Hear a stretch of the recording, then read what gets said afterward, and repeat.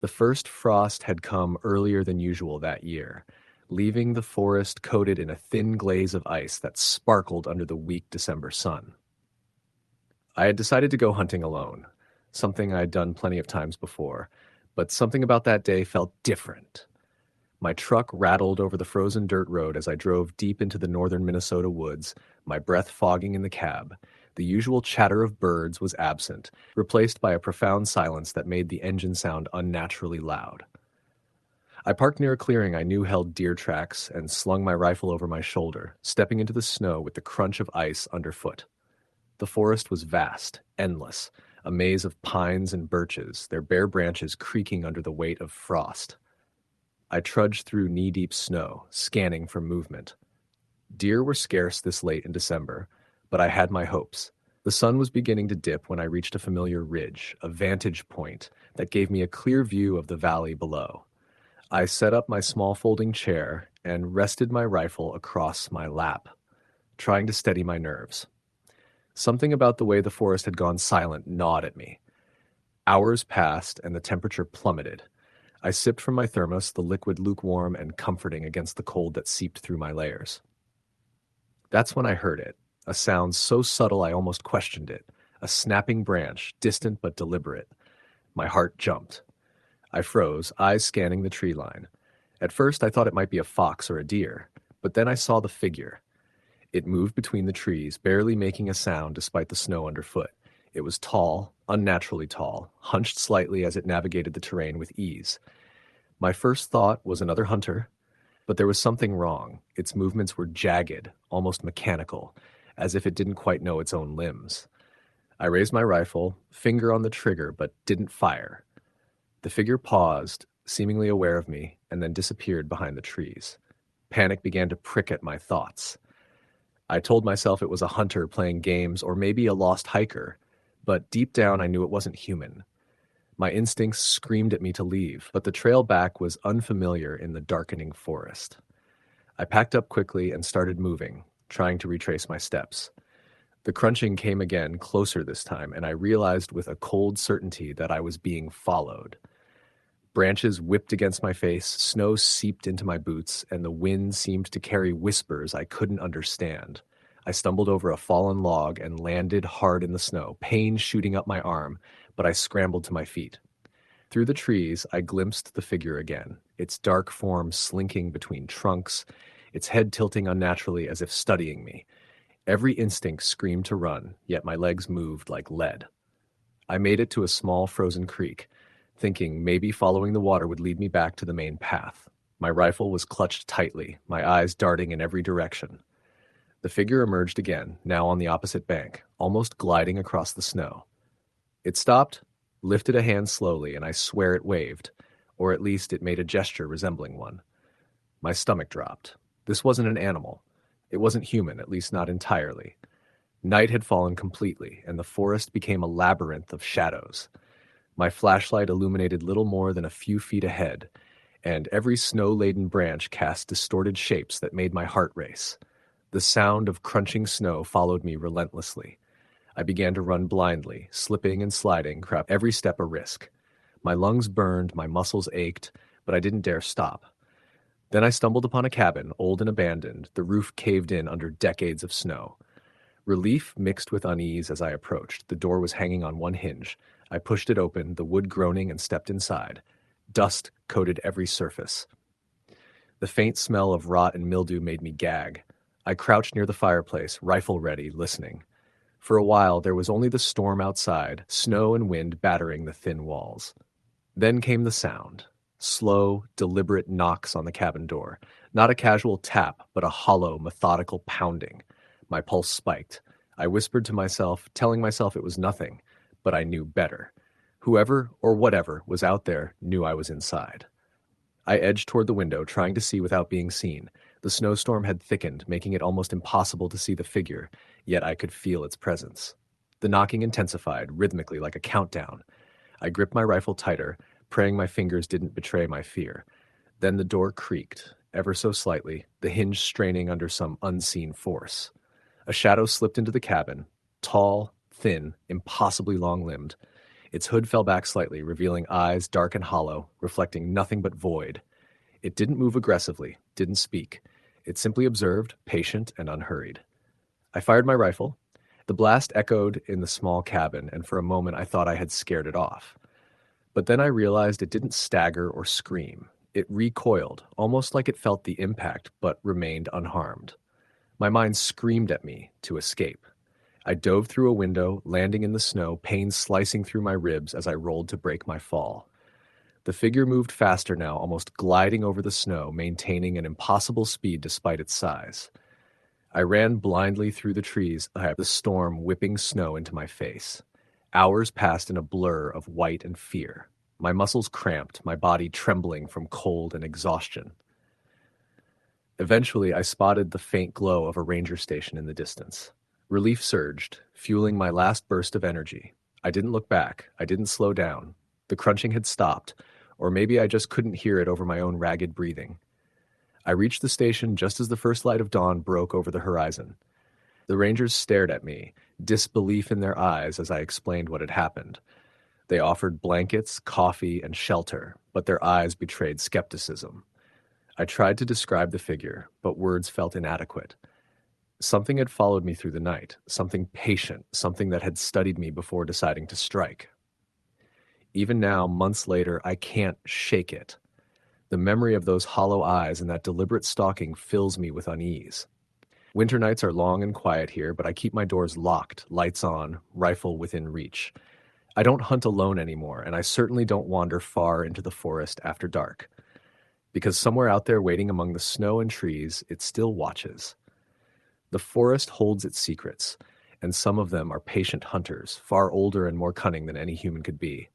I learned that the hard way, and I'll never forget. Story the end. The wind was sharp, slicing through my layers of flannel and down jacket as I stepped off the snow-packed trail and into the thick forest. My breath came in white puffs that vanished immediately into the cold night.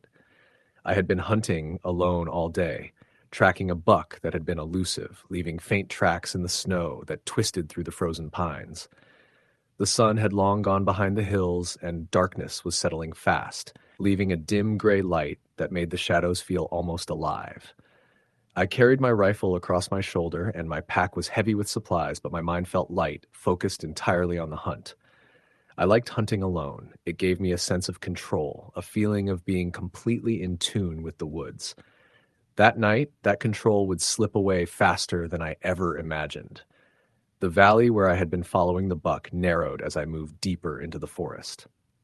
Snow crunched underfoot with each step, and I kept my eyes peeled, scanning for movement, for the telltale flick of antlers or the flash of fur. The cold made my ears ache, and I could feel the tip of my nose going numb, but I ignored it. Something in the air felt off, though I couldn't put my finger on it.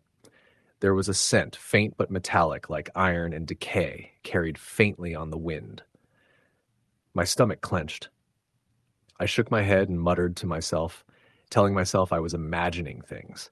It was just the cold, just the isolation. But deep down, I knew the woods weren't quiet tonight in the way I liked. They were waiting.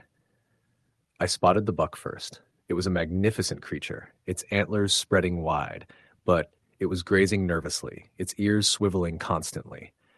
I dropped to one knee, steadying my rifle, keeping my movement slow.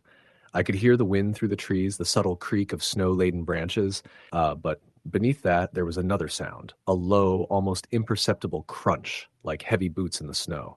I froze, my pulse racing. The sound wasn't consistent with the forest. It was too deliberate, too rhythmic. Whoever or whatever it was coming closer. I tried to convince myself if it was another hunter, but the thought made me uneasy. Who hunts this late, this far off the trails, alone? I scanned the tree line, every shadow stretching and twisting in the dim light. My finger rested on the trigger, ready. Then I heard it again, a snapping branch followed by the faintest exhale, like someone breathing slowly, deliberately, from a distance that shouldn't have been possible.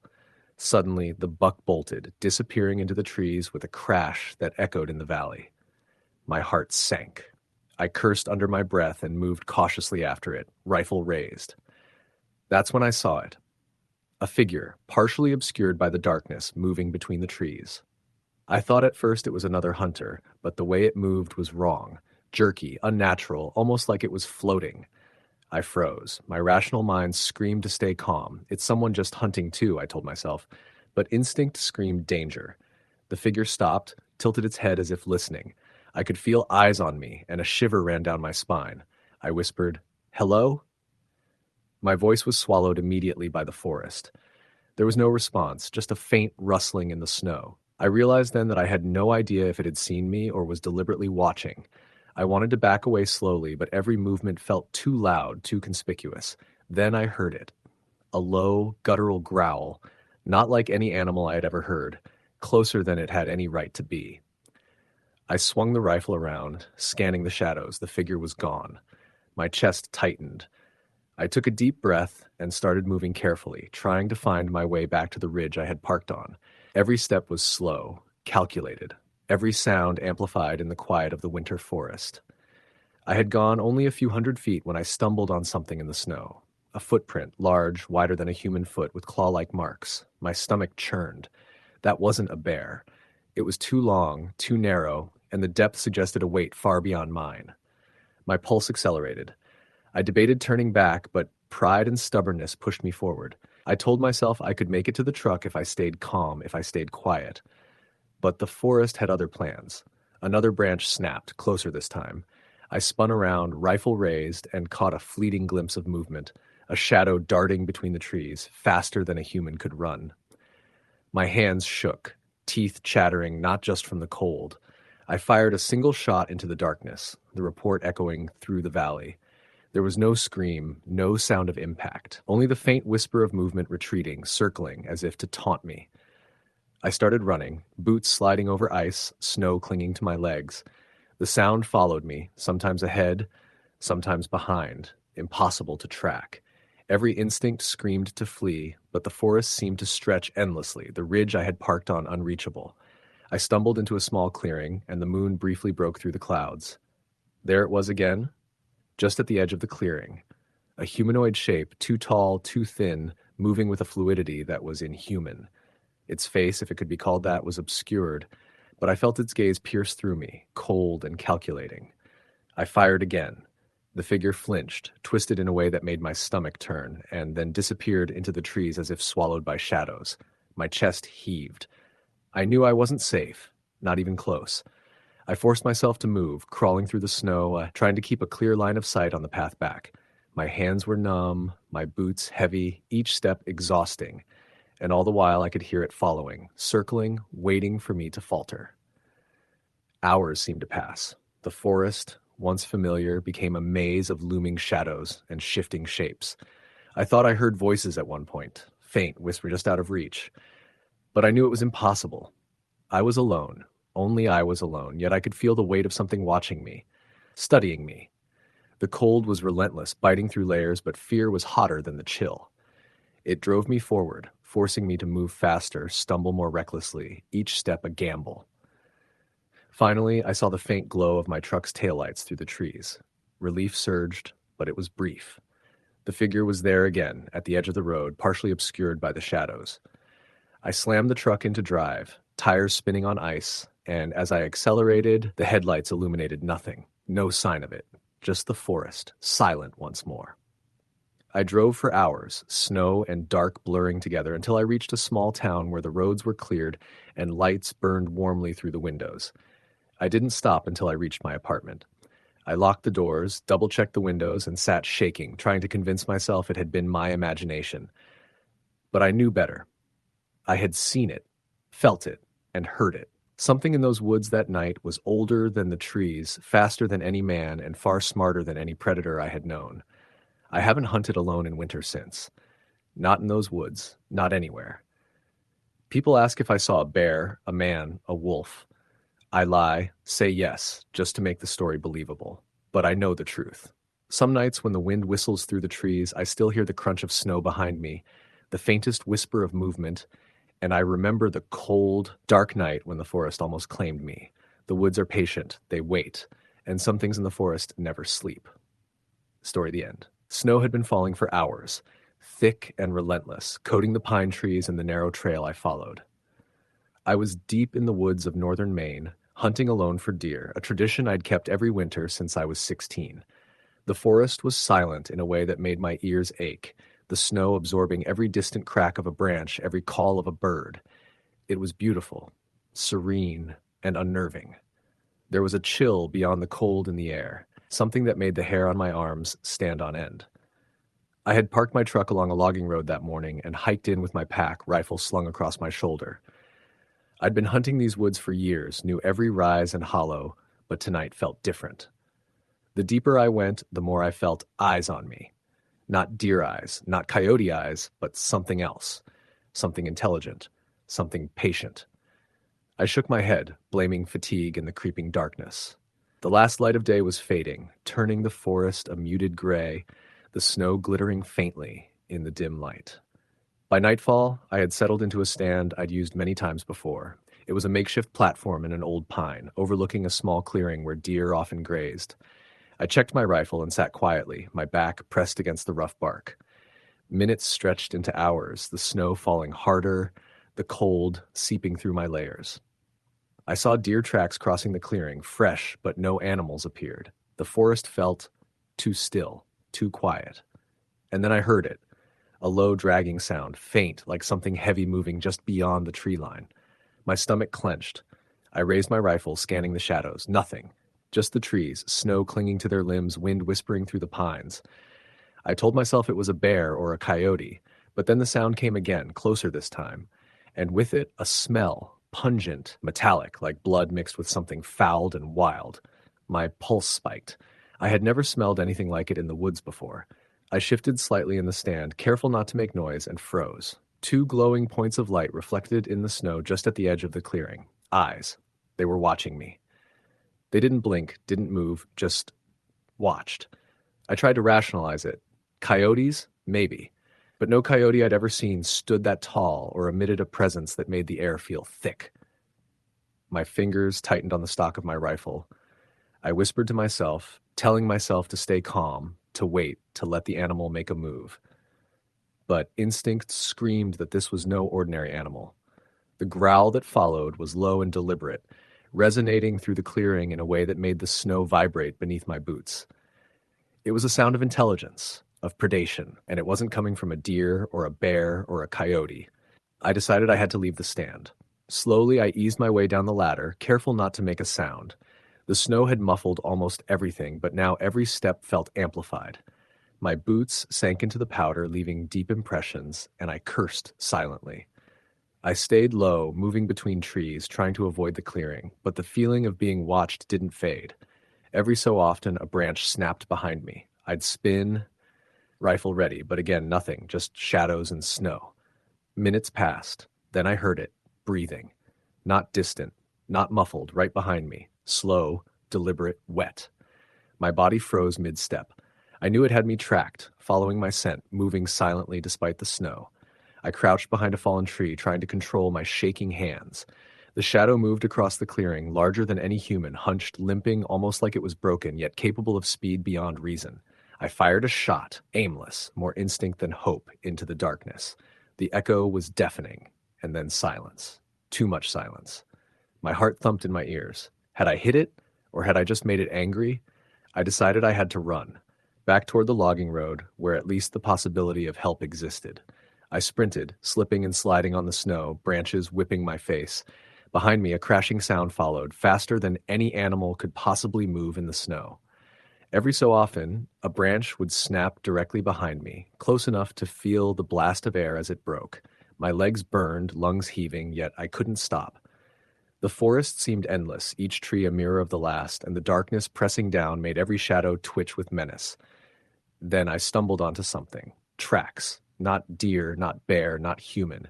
Huge clawed impressions the size of a man's torso in width, stretching in impossible strides through the snow. I looked back and nearly screamed. In the dim moonlight, I saw the shape moving between the trees. 7 feet tall, maybe more, long limbs ending in claws that dug into the snow, fur matted and streaked with ice. Its eyes glowed with a sickly yellow light, unblinking, intelligent. It stopped, cocked its head like it was studying me. Then it followed again, soundless, relentless. I reached the logging road, my legs numb, and sprinted toward where I had parked my truck.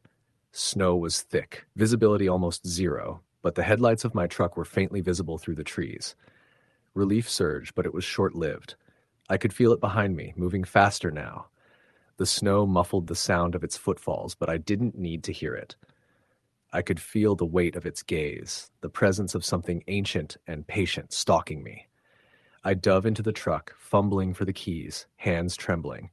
The engine roared to life, tires spinning in the snow, and I floored it down the logging road.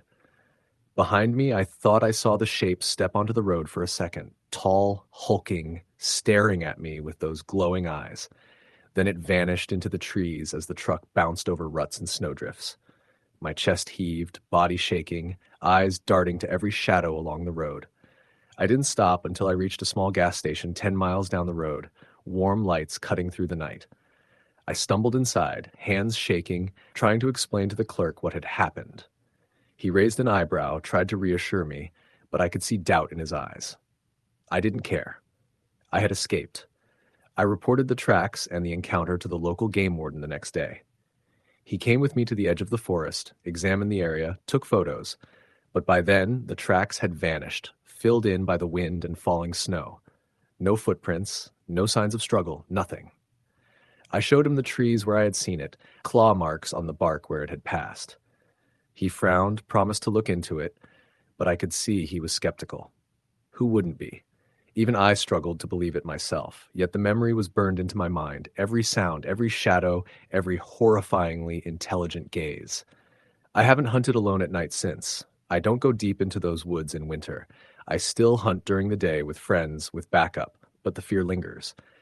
Every time I hear a branch snap in the snow, every time my dog growls at the darkness, I remember. The snow hides more than it reveals. Some things out there are beyond reason, beyond explanation, and utterly unconcerned with us.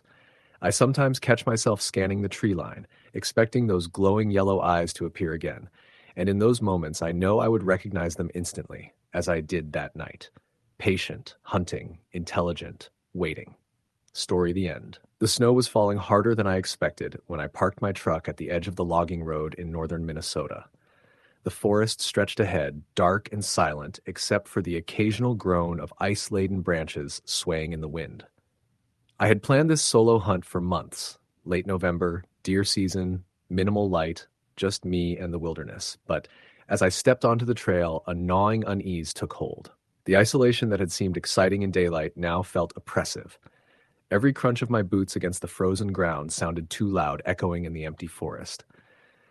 I carried my rifle slung over my shoulder, a pack filled with essentials on my back, and a thermos of coffee in my hand. The first hour went uneventfully. I spotted rabbit tracks, a fox darting across a snowbank, but no deer.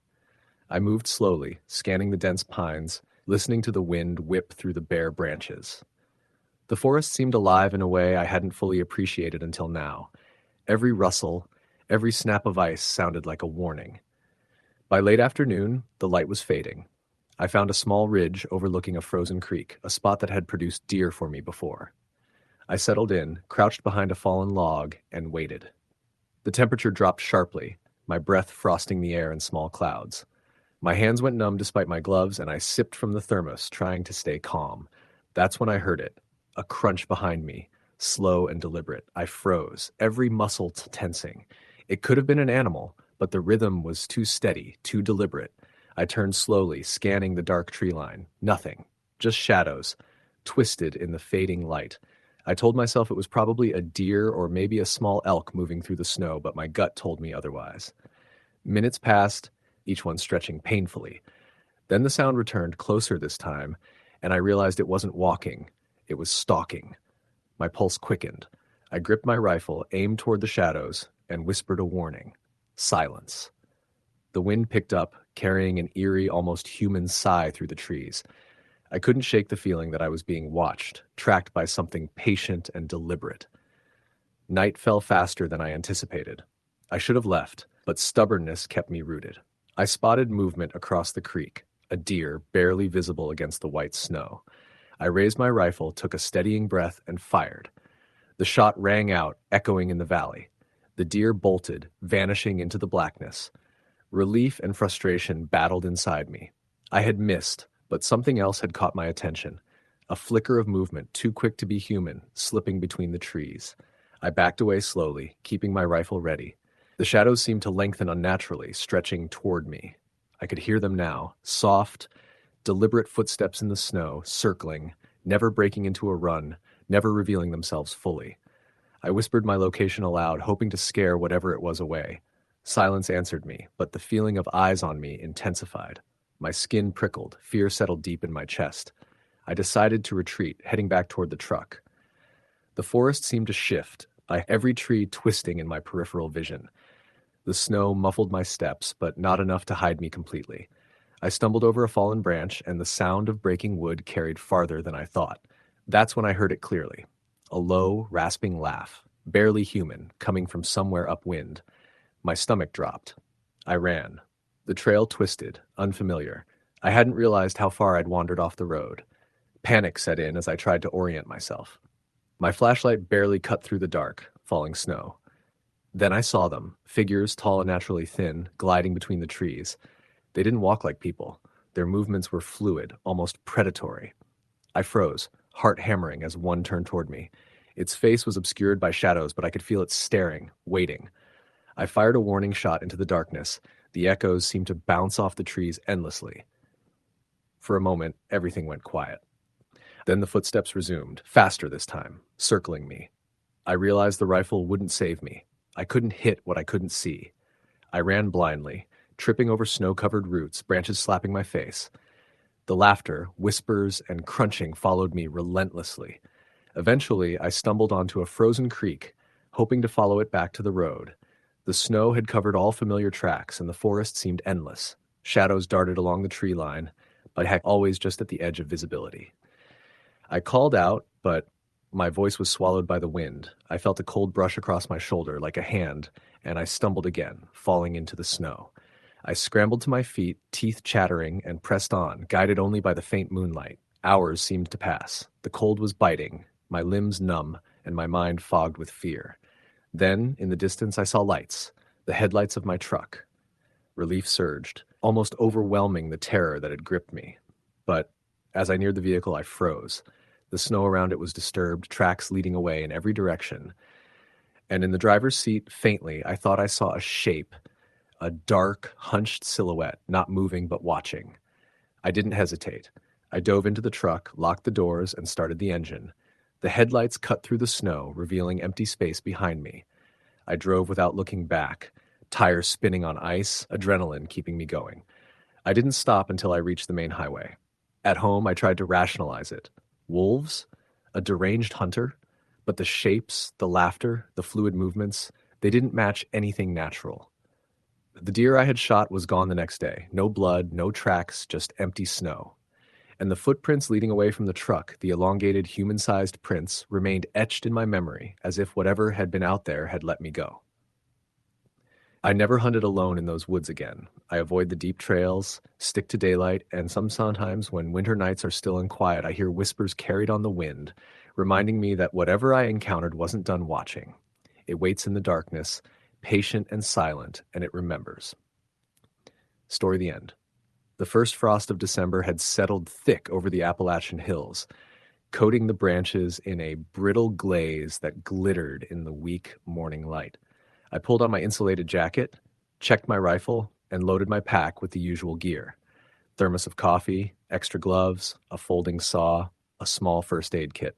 Hunting alone was my way to escape the monotony of life, and winter had always added a layer of quiet that made the woods feel like another world entirely. The roads were rough, but I knew the path to my favorite stand well enough, or so I thought. The truck struggled through the snow-covered forest road, tires spinning over frozen mud. I parked near an old logging trail, the vehicle half buried in drifts, and stepped out, feeling the crisp air cut through my layers. The snow crunched under my boots, and with every step I felt a mix of excitement and unease. There was something about the silence of the woods in winter, the kind that pressed against your ears and made every small sound feel magnified. I climbed my stand, brushing snow off the wooden platform, and settled in. Hours passed slowly. A fox darted through the underbrush, a lone squirrel rattled pine cones, but the deer were absent. I had expected as much. Winter hunting often required patience beyond endurance. I sipped coffee from my thermos and watched the tree line, the gray sky fading into a deeper shade as the sun sank. Then I heard it. The sound was subtle at first, a snapping branch far enough that it could have been wildlife, but something about it felt deliberate. I froze, straining to listen, my breath misting in the cold air. Another snap, closer this time, followed by a rustling that didn't match the rhythm of any animal I knew. I gripped my rifle, scanning the shadowy woods. There was nothing visible, yet the feeling of being watched pressed against my spine like ice. I slid down from the stand, staying low, moving toward a thick cluster of pines. My boots sank into the snow with every step, and I cursed under my breath.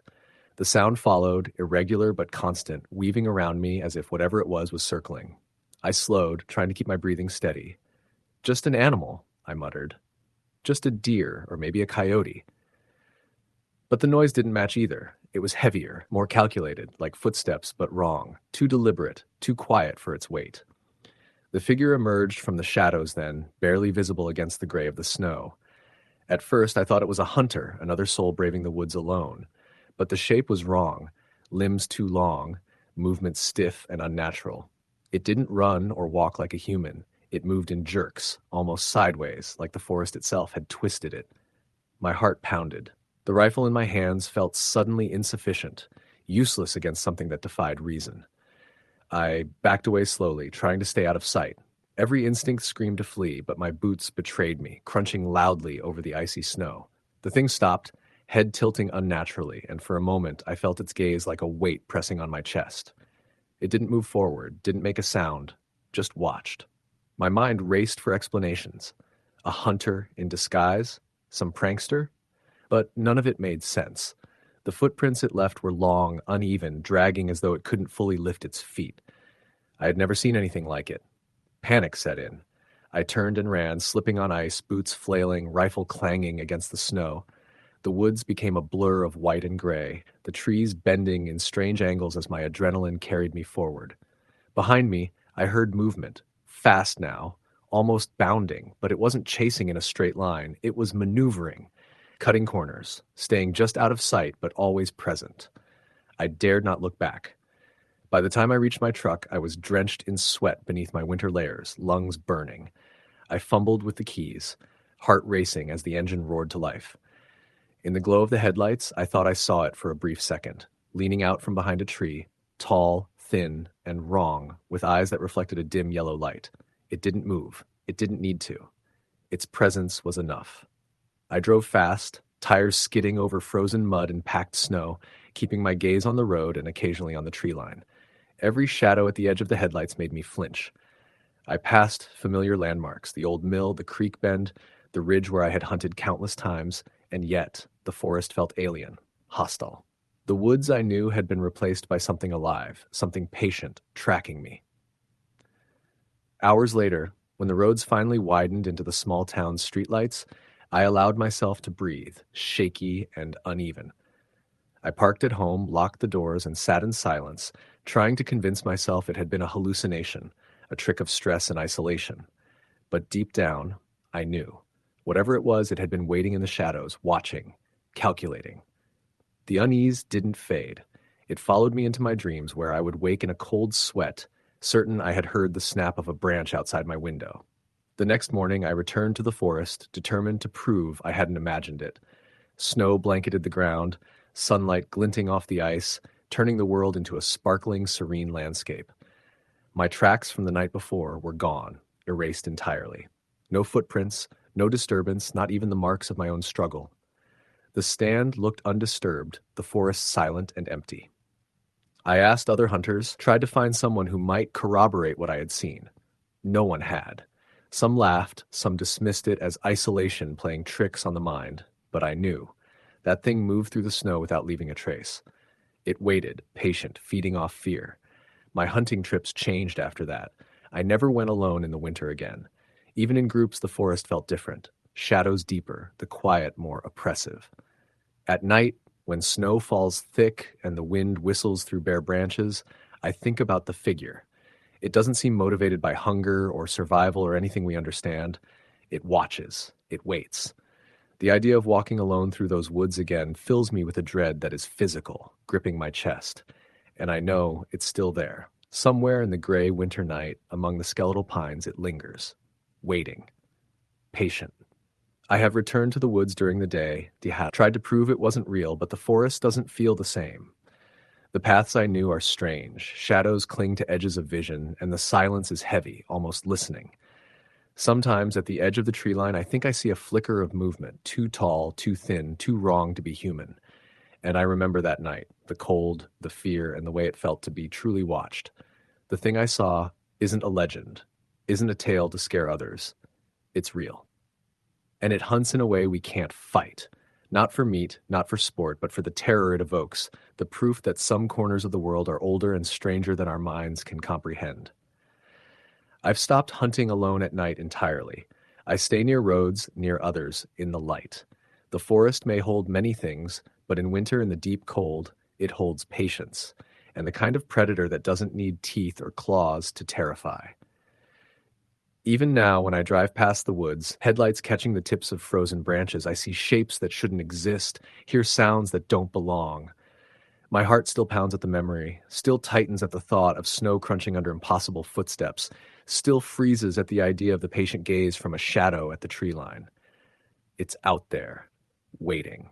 And winter nights, with their quiet and cold, are its domain. I will never walk those hills alone again. Story, the end. The sky had already gone black when I parked my truck at the edge of the trailhead. Snow crunched under my boots as I slung my rifle over my shoulder and tightened the straps on my pack. The air smelled like frozen pine and wet earth, heavy with the sharp tang of cold. I had decided to hunt alone that evening, a choice I usually avoided, but I had a feeling about this valley. Tracks I'd found during the day suggested a large buck had been wandering near the ridge, and I thought I could catch him before he bedded down for the night. But as I stepped into the dense forest, the quiet settled around me like a living thing, thick and oppressive. The first hour passed uneventfully. My breath formed clouds in the cold air, and I could hear the snow settling on the branches above me. I followed faint hoofprints, careful not to disturb the fragile snow, but as the light faded completely, I began noticing strange sounds that didn't belong. A branch snapped somewhere to my left, then another. My head snapped toward the noise, heart thumping. At first, I thought it might be another hunter, but the rhythm was too irregular, almost like deliberate stalking.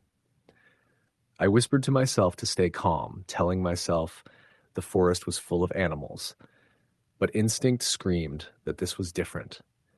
I found the buck near a shallow creek, nibbling cautiously at exposed shrubs. I crouched low, taking careful aim. That's when I noticed movement behind me, a shadow flitting between the trees, impossible to pin down. My stomach nodded. I whispered, "Hello?"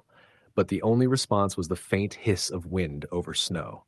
My finger tightened on the trigger, and I pivoted slowly, scanning for any sign of a human. Nothing. But I could feel it, watching me. Every hair on my neck stood on end. I adjusted my position and aimed at the buck, which had lifted its head, ears twitching nervously. Then came the low sound, a growl, guttural and foreign, somewhere between a bear and a human. My body froze. The buck bolted, and instinct pushed me to follow, but my mind screamed to retreat. The noise came again, this time closer. Something large was moving through the underbrush, stalking me, and it wasn't making the sound of normal footsteps. Every step I took, I could hear it mimic the rhythm, circling, stalking, waiting. I turned and ran, snow slipping under my boots. The forest around me seemed to shift. Every shadow stretched toward me. Branches snagged my jacket and tore at my sleeves. I stumbled into a hollow, rolling over in the snow. Pain shot through my shoulder, but I scrambled to my feet, pressing on. The growling and snapping were now all around me, echoing through the trees. It wasn't just following, it was hurting me, driving me deeper into the woods. The moon broke through clouds, revealing a clearing up ahead. I ran into it, gasping for breath, and froze. At the edge of the clearing stood a figure. It was humanoid, tall and thin, with limbs that bent at wrong angles. Its face was obscured, but I felt its gaze lock onto me. My rifle shook in my hands.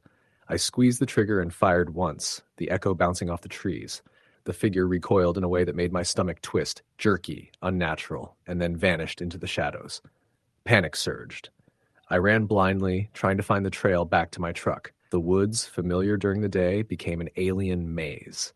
Every snap of a branch, every rustle of snow made me flinch. I thought I saw shadows moving behind trees, always just out of sight.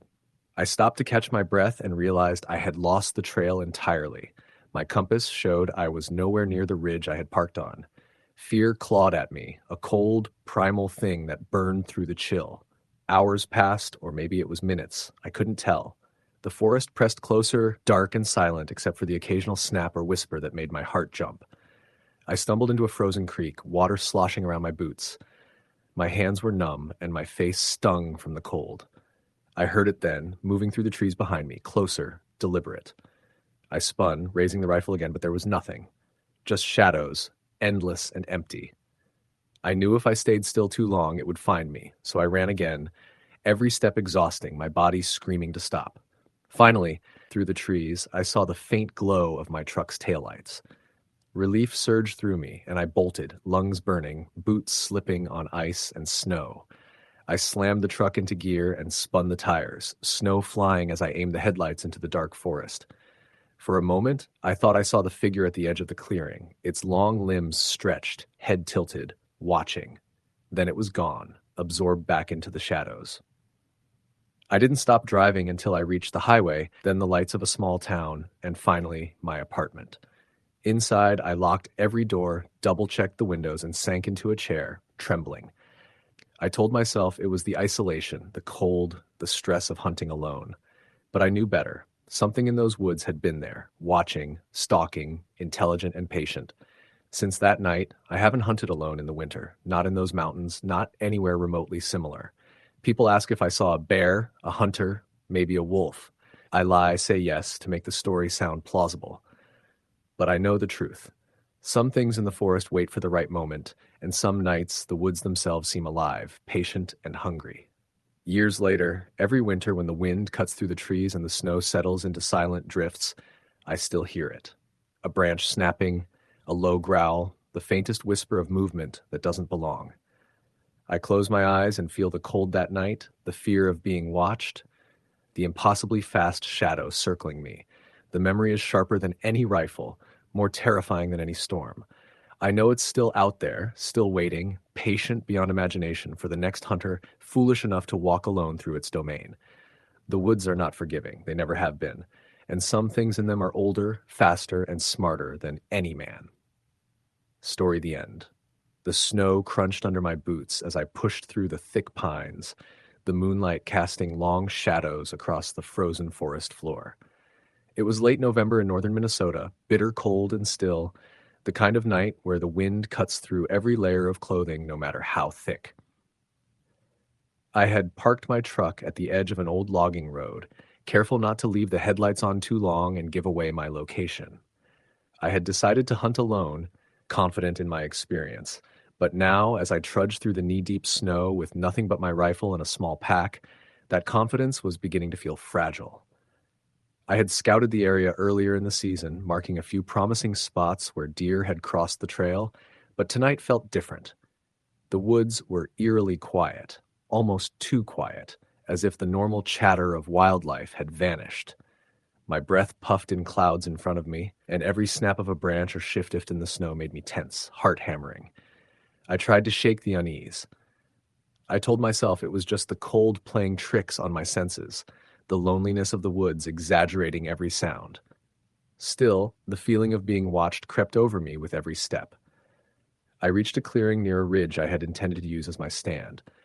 The snow was fresh, unbroken except for deer tracks leading across the clearing, but something else caught my eye. A series of prints, larger than a human's, deep and uneven, leading into the tree line on the far side. I froze, studying them. They didn't match any animal I knew. The stride was long, too upright, too deliberate. My pulse quickened. Maybe it was just a hunter, I told myself, but the thought made my stomach twist. Who would be out here tonight, alone, without a flashlight, without making a sound?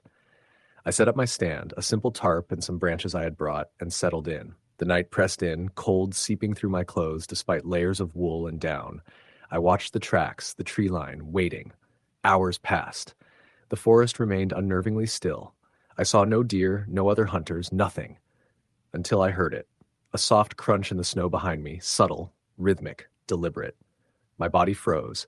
My rifle raised automatically, eyes scanning the shadows, but there was nothing, only the trees, the snow, and the silence that had returned almost too quickly. The sound came again, closer this time, slow steps on compacted snow. Not running, not stumbling. Someone or something was walking deliberately, keeping pace with me, staying just out of sight. My rational mind fought the panic, telling me it could be a deer or some other animal, but the cadence, the weight in each step didn't match anything normal. I tried whispering to myself to calm down, but my voice sounded too loud in the stillness. I realized with a sinking feeling that whatever was out there, it was aware of me. Hours passed like minutes. I stayed in the blind, rifle ready, scanning every shadow, every flicker of moonlight through the trees. And then I saw it. A figure, pale against the dark trunks, moving slow between the birches. Too tall for a man, too thin for a deer. Its head moved unnaturally, tilting as if it were studying me, considering its next move. I froze, heart pounding. The figure stopped, almost perfectly still, then vanished behind the trees. I fired a warning shot into the air, the sound deafening in the quiet forest, and the figure did not reappear. Silence returned, heavy and suffocating. I knew I couldn't stay there. I packed up, moving carefully, each step deliberate, rifle ready. The forest seemed to shift around me, shadows stretching in unnatural ways, familiar landmarks warped by the darkness. Every crunch of snow under my boots seemed amplified, echoed by another sound, subtle, following me. It was behind me, always behind me, keeping pace. My instincts screamed to run, but I knew sprinting blindly would only make me vulnerable. The path back to my truck, which should have taken 20 minutes, felt endless. The snow grew deeper, my legs screaming, fingers numb. Then I heard it again. A hiss, not a voice, not words, but a distorted whisper carried by the wind. I spun around, rifle raised, but there was nothing, just trees and darkness. My stomach knotted, cold sweat running under my jacket. I realized I was being hunted. The idea that I was not alone, that the forest itself seemed aware of me, made my breath catch in my throat. Finally, I reached the clearing where I had parked. Relief surged, but it was short-lived. Fresh footprints led from the tree line directly to my truck. They were huge, elongated, misshapen, with toes that spread unnaturally wide. They stopped abruptly at the edge of the road, as if whatever had made them vanished into thin air. I didn't wait to investigate. I jumped in, locked the doors, started the engine, and drove with no headlights for the first few minutes just to see if it followed. Nothing, but the feeling of being watched, hunted, never left me. Back at my cabin, I couldn't sleep. I sat by the fire, rifle across my lap, staring out at the snow-covered woods. Every gust of wind sounded like a footstep, every shadow like a figure moving. I tried to rationalize. A hunter, a lost traveler, fatigue making me see things. But deep down, I knew the truth. Something had been stalking me, patient, deliberate, watching and waiting. The memory of those elongated footprints, the crunch behind me, that burned itself into my mind. A week later, I returned with a friend for daylight scouting. The snow was trampled with normal animal tracks, deer and the occasional coyote, but there was no sign of those strange prints. No one was there, no evidence of human passage. But on the ridge where I had first seen the figure, the trees bore deep scratch marks, vertical, jagged, high off the ground. My friend tried to joke it off as bear marks, but I knew better. Bears didn't leave scratches that high, that deliberate. Whoever or whatever had been there had marked its territory. I never hunted alone again. Even in daylight, I avoid that stretch of forest, that ridge, that winter night. Other hunters tell their stories, missing friends, strange sounds, vanishing tracks, but mine remains the one that taught me fear. The sensation of being stalked, patient and intelligent, has never left me. Sometimes when the wind cuts through the pines, I swear I hear it again. Crunching footsteps in the snow, soft and deliberate, keeping pace. And a hiss, carried on the wind, like a warning I can never fully understand. I know without seeing it that it remembers me, and I remember it. Story the end. The snow had been falling for hours, coating the forest in a pristine, suffocating white. I had left my truck miles back, parked at the end of an icy dirt road, and now I trudged through the deepening snow, my rifle strapped to my back. The cold was merciless, seeping through my layers, and every breath felt like inhaling shards of ice. I'd hunted alone plenty of times, but there was something about this night, this place, that felt different, like the woods themselves were holding their breath, watching me. I reached a familiar clearing, one I had scouted weeks before. Deer tracks crisscrossed the snow, shallow and delicate, and I followed them toward the tree line. The wind whistled through the pines, carrying a hollow, distant sound that made my skin prickle. I stopped to take a drink from my thermos, my gloved hands shaking as the hot liquid barely warmed me. Then I heard it. A faint crunching, irregular, like someone stepping lightly through the snow. At first I assumed it was another hunter, maybe lost or careless, but when I raised my eyes I saw movement, a dark figure weaving between the trees. It wasn't running, but moving deliberately, almost stalking. My pulse spiked. Hunters move with purpose, but this was different. Its movements were unnatural, jerky, like it was adjusting to being on two legs. I gripped my rifle tighter, trying to convince myself I was seeing things. I decided to stay put, hoping it would pass. But the figure stopped at the edge of the clearing and seemed to study me. I froze, holding my breath. Then, without warning, it vanished behind the trees, melting into the shadows as if the forest itself had swallowed it. My heart pounded in my chest. I thought about retreating, heading back to the truck, but I didn't know the way in the dark. Minutes stretched into an hour, and the cold gnawed at me. I thought I heard whispers, faint and fleeting, carried by the wind. I shook my head. The isolation of the forest messes with your mind, I told myself, but instinct kept my rifle ready, eyes scanning every shadow.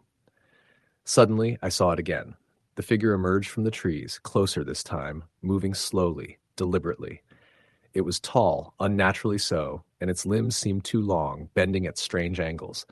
I fired a warning shot, the sound echoing like a clap of thunder. The figure recoiled but did not flee. It just paused, tilting its head, watching. My stomach churned. Whatever it wasn't human. I decided to move carefully along a ridge I remembered from earlier hunts. The snow was treacherous and every step was exhausting. My breath came in ragged clouds and my fingers and toes began to numb. The crunching followed me, keeping pace, relentless. I told myself it was an animal, maybe a deer or wolf, but my instincts screamed otherwise. Darkness deepened, and I realized I was hopelessly lost. The trees closed in, their branches heavy with snow, creating a labyrinth. Then came the sound that froze me completely, a low, deliberate snapping of branches, close, almost at my feet. I spun, rifle raised, and caught a glimpse of glowing eyes. Too high for a wolf, too wide for a deer. The figure moved silently, effortlessly, closer. I ran, snow packed hard underfoot, and my lungs burned. I stumbled over a hidden root, falling hard, but scrambled up without daring to look back. Every instinct screamed for me to escape, but the figure was patient, moving with a terrifying calm, following me through the frozen woods. Eventually, I came upon a decrepit cabin, almost hidden among the pines. The roof sagged under years of neglect, the windows dark and lifeless. It was my only option. I kicked open the door and slipped inside, cold, exhausted, rifle trembling in my hands. Dust coated every surface, and a stale, moldy odor filled the air. The fireplace was empty, blackened from years of disuse. I crouched behind the counter, trying to slow my breathing. Then I heard it. Tapping. Slow, rhythmic, deliberate, coming from the door. I swallowed, fear tightening in my chest. The figure was outside, testing me, waiting. I whispered prayers I hadn't spoken since I was a child. The tapping grew louder, more insistent. I edged toward the window, hoping for a glimpse, and froze. The figure was there, hooded, long limbs almost gliding over the snow. Its eyes glinted faintly in the weak moonlight, black, endless voids. It didn't move closer immediately. It just watched, waiting for me to make the first move. I fired my rifle again, desperate. The shot echoed through the cabin, smoke curling from the barrel. The figure recoiled, but it didn't fall. It didn't run. It didn't even stagger. It simply observed, patient, unhurried. My mind screamed at me to run, and I dove through a window, landing hard in the snow. Pain shot up my side, but I scrambled to my feet and sprinted blindly through the trees. Hours passed, or maybe minutes. I had no sense of time. The snowstorm had thickened, limiting visibility to mere feet. I could feel it behind me, always just out of sight, but never far. My body ached, my legs burned, my mind raced. Then, through the blur of white, I spotted lights in the distance. Relief surged. A ranger station.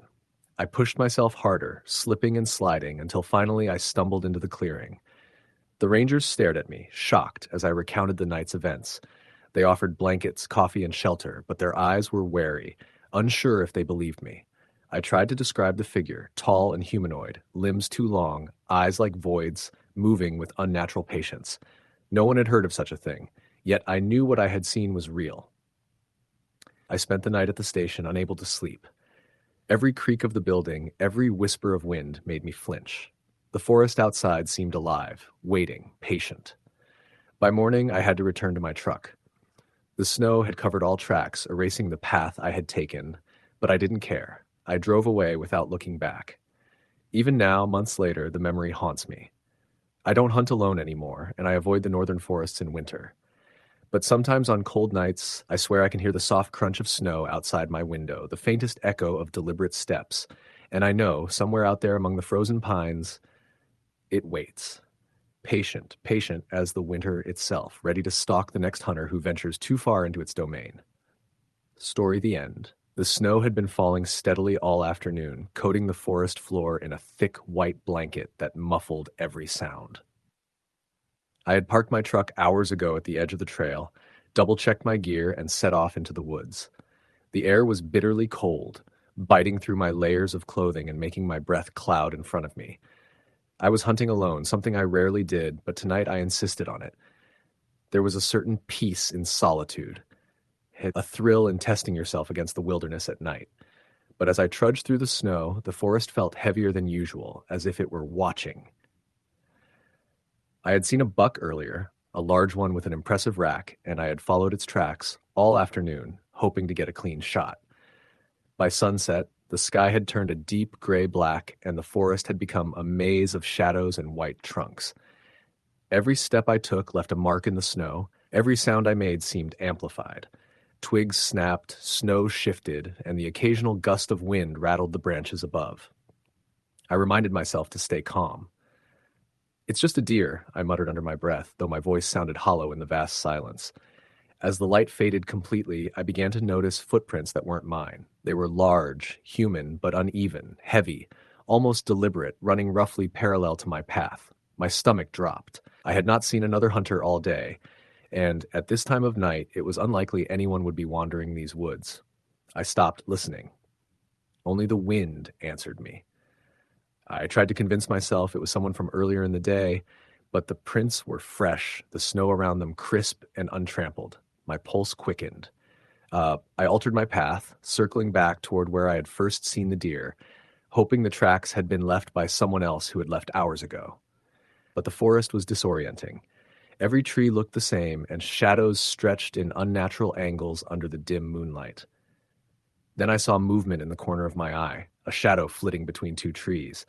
My heart jumped, and I froze, raising my rifle instinctively. "Hello?" I called, my voice cracking slightly. The forest swallowed the sound. No answer. No rustle. Only the faint whisper of wind against the branches. I pressed on, trying to focus on the buck. The snow had become deeper now, dragging at my boots, slowing me down. I could feel the cold seeping into my bones despite my layers. Then I heard it. A low, guttural growl, not far from where I stood. My blood ran cold. It was not a deer, not any animal I knew, but deliberate, almost sentient. I froze, scanning the trees, trying to pinpoint the sound. The growl came again, closer this time, followed by the soft crunch of heavy footsteps in the snow. I gripped my rifle tightly, every instinct screaming that I was not alone. The shadow moved again, and I caught a glimpse of a figure between the trees. Tall, impossibly thin, its limbs elongated in a way that didn't seem natural. I raised my rifle and fired. The shot echoed through the forest, bouncing off the trees, but the figure didn't move. It tilted its head slowly, almost mockingly, and then vanished into the darkness. Panic surged through me. I bolted, snow slipping under my boots, and branches tearing at my jacket and face. My breath came in ragged gasps as I ran blindly, my rifle bouncing against my back. Hours, or maybe minutes, passed. I had no idea where I was. Every tree looked the same, every shadow seemed alive. My lungs burned, my legs ached, but I kept moving, driven by sheer terror. I stumbled into a small clearing and collapsed into the snow, clutching my rifle and trying to catch my breath. Then I heard the footsteps again. Slow, deliberate, circling me, my heart hammered.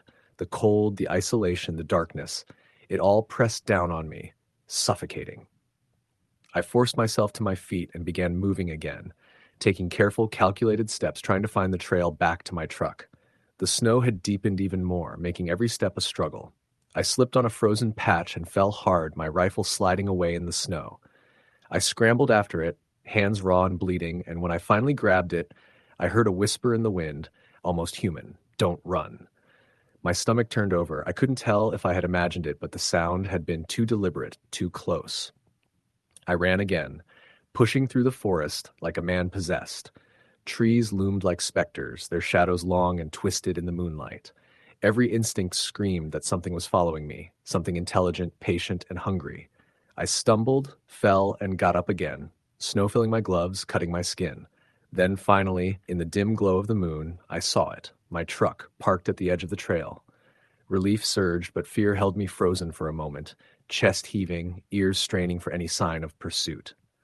I reached the truck, fumbling with the keys, hands numb and shaking. The door closed behind me, and I locked it immediately, my eyes glued to the darkness beyond the windshield. My breaths came in ragged clouds, my body shaking uncontrollably. For what felt like hours, I sat there, listening to the wind, the snow, the forest. Nothing moved. I wanted to leave, to drive straight into town, but I just knew, that whatever had been following me was still out there, watching, waiting. Finally, I started the engine, the roar of it a small comfort against the oppressive silence. As I drove slowly down the snow-covered road, I glanced in the rearview mirror. For a brief second, at the edge of the tree line, I thought I saw it, a shadow, impossibly tall and thin, standing perfectly still, staring. My hands tightened on the steering wheel. I didn't stop, I didn't slow. I drove straight to the nearest town, lights cutting through the darkness, heart still hammering. Even now, weeks later, I can feel it. The memory of its gaze, the unnatural proportions, the way it moved silently, watching me. Every time I close my eyes, I see the forest, the snow, the footprints that weren't mine. I know that night changed something in me. I know the forest has patience, it waits. And one night, if I ever wander too far, too alone, into the winter darkness, it will be there again. Story the end. I parked my truck at the edge of the forest just as the last orange sliver of sun dipped below the horizon. The snow was already deep, packed down in some places, fresh and powdery in others. November nights in northern Minnesota were unforgiving. The cold wasn't just on your skin, it dug into your bones. I had hunted alone plenty of times before, but never at night in winter. Something about the quiet, the isolation, made it feel like the forest itself was alive, watching. I checked my rifle, shouldered my pack, and stepped into the woods. The snow crunched underfoot, crisp and sharp. My breath came out in thick clouds, freezing almost instantly in the air. The forest was dark, the trees black silhouettes against the dim light of the moon, half hidden behind fast-moving clouds. Every snap of a twig, every shift of the wind made my ears twitch. I kept moving slowly, eyes scanning the shadows for movement, ears straining for the subtle sounds of deer or small game. After nearly an hour, I came to a small clearing I liked. It was surrounded by pines heavy with snow, the ground relatively flat. I crouched behind a fallen tree, set my pack down, and rested my rifle across the trunk. The cold bit at my fingers and my knees ached from crouching, but I stayed still. I had seen deer tracks here before. They were likely to come down to this clearing to feed or drink from a frozen-over creek nearby. At first, the forest was quiet except for the occasional groan of the wind through the branches. Then I heard it. A soft, dragging sound, like something heavy being pulled through the snow. My pulse spiked. That wasn't a normal forest sound. I froze, straining to hear. The sound stopped as suddenly as it had started. My rational mind told me it was probably just a fallen branch scraping the snow, but a primal part of me knew better. I whispered, "Hello?" My voice cracked against the night, and the only reply was the hollow echo of my own words. I waited, rifle tight in my hands, scanning the shadows. Minutes passed. Then I heard it again, closer this time. Slow, deliberate, almost methodical. Snow crunched faintly under heavy footsteps, and I realized these weren't deer or wolves. Whoever or whatever was moving out here had intent. I tried to convince myself to stay calm. I had hunted in the dead of winter plenty of times. I knew the forest. but nothing in my experience explained what I was hearing. The dragging sound grew slightly, and then there was a low, wet noise, like breathing through snow. I wasn't sure I could call it human. A movement caught my eye just beyond the tree line. I raised my rifle instinctively. The figure that emerged was tall, far taller than any man I had ever seen, hunched in a way that made its limbs look almost too long. Its skin, or fur, I couldn't tell which, was dark, blending with the night. It moved slowly, but there was a precision to it, a deliberate quality that made me realize it was aware of me. I froze, heart hammering, fingers gripping the rifle tight. "Who's there?" I whispered again. No answer, just a faint, guttural growl that seemed to vibrate through the air. My instincts screamed at me to run, but something deep inside told me that running would make it worse. It stepped closer. I could now make out the shape of its head, elongated and low, with faint, glowing eyes reflecting the sparse moonlight. Its body was unnaturally thin and long-limbed, moving with a stiffness that wasn't human. I felt a cold wash over me, the kind of cold that made you shiver from the inside out. My rational mind failed to offer any explanation. I tried to steady my breathing. My rifle felt heavy, but I knew I had to aim. I raised it slowly, keeping my hands as steady as possible. "I don't want to hurt you," I whispered, though I knew it wouldn't understand. The creature tilted its head, studying me. That's when the fear hit me fully. The kind of fear that makes your stomach drop, your legs weak. I wasn't just in danger. I was being hunted. The forest seemed to hold its breath. Then I fired. The rifle cracked loudly, the sound bouncing off the trees and echoing through the valley. I saw the figure stagger slightly, then disappear behind the trees. My ears rang, and I sat frozen, scanning the shadows. The forest returned to silence, but it was a tense, unnatural silence. I knew I had to move. Slowly, carefully, I packed up and made my way back toward the truck. Every shadow seemed alive, every sound amplified by the cold night air. My flashlight barely cut through the darkness, and I felt eyes on me, though I couldn't see them. My imagination screamed that it was still following me, watching my every step. When I reached the truck, I fumbled with the keys, hands trembling. I climbed in, locked the doors, and sat there for a moment, trying to calm my racing heart. As I started the engine, headlights sweeping across the clearing, I caught movement at the tree line. It was tall, hunched, watching me. Then it turned and vanished into the darkness. The drive home was tense. Every shadow along the snow-packed road seemed alive. Every sound, the engine, my tires on ice, distant wind, made me jump. I kept glancing in the rearview mirror, expecting to see it following. I didn't, but I knew I wasn't imagining it. Back at my cabin, I double-checked the locks, doors, windows. I sat with my rifle across my lap, too wired to sleep. Every groan of the cabin, every rustle of wind made my pulse jump. Even the snow pressing against the walls seemed sinister. I stayed awake all night, listening, waiting, knowing it could still be out there. The next day, I went back to the clearing with 2 friends. We tracked the snow, looking for evidence of what I had seen. Nothing. No footprints, no broken branches, no sign of the creature. It was as if it had never existed. But I knew better. I had felt its gaze, the deliberate, cold movement. My friends didn't see anything, but I didn't care. I wasn't going back there alone at night again. Weeks passed. I hunted during daylight only, never venturing into the forest after dark. Yet even during the day, I sometimes felt it, watching from the edge of the trees, shadows moving just beyond my vision. I would catch glimpses of tall, dark forms, always disappearing when I tried to focus on them. I realized then that the forest held secrets that no human was meant to uncover. It wasn't just about the deer or the snow. It was about the things that lived in the cold, in the silence, in the spaces between the trees. Things patient, things hungry, things that waited until humans thought they were alone. Hunting alone at night in winter changed me. I became more cautious, more aware. I never went out after dark again, and I never hunted alone again in the deep snow. But sometimes when the wind blows and the trees groan under the weight of ice and snow, I feel it, watching, waiting, patient. And I remember the night I almost became its prey. I never told anyone else what I saw. Most people wouldn't believe me anyway, but the memory is burned into my mind. The glowing eyes, the silent steps, the way the cold seemed to come alive around it. Some things in the forest aren't just animals. Some things aren't meant to be hunted, and some hunts are better left unfinished. Story the end. The wind bit through my layers as I trudged along the narrow logging road, snow crunching under my boots, the world around me swallowed in white. Northern Minnesota in January was relentless, and I had chosen this spot specifically because of its remoteness.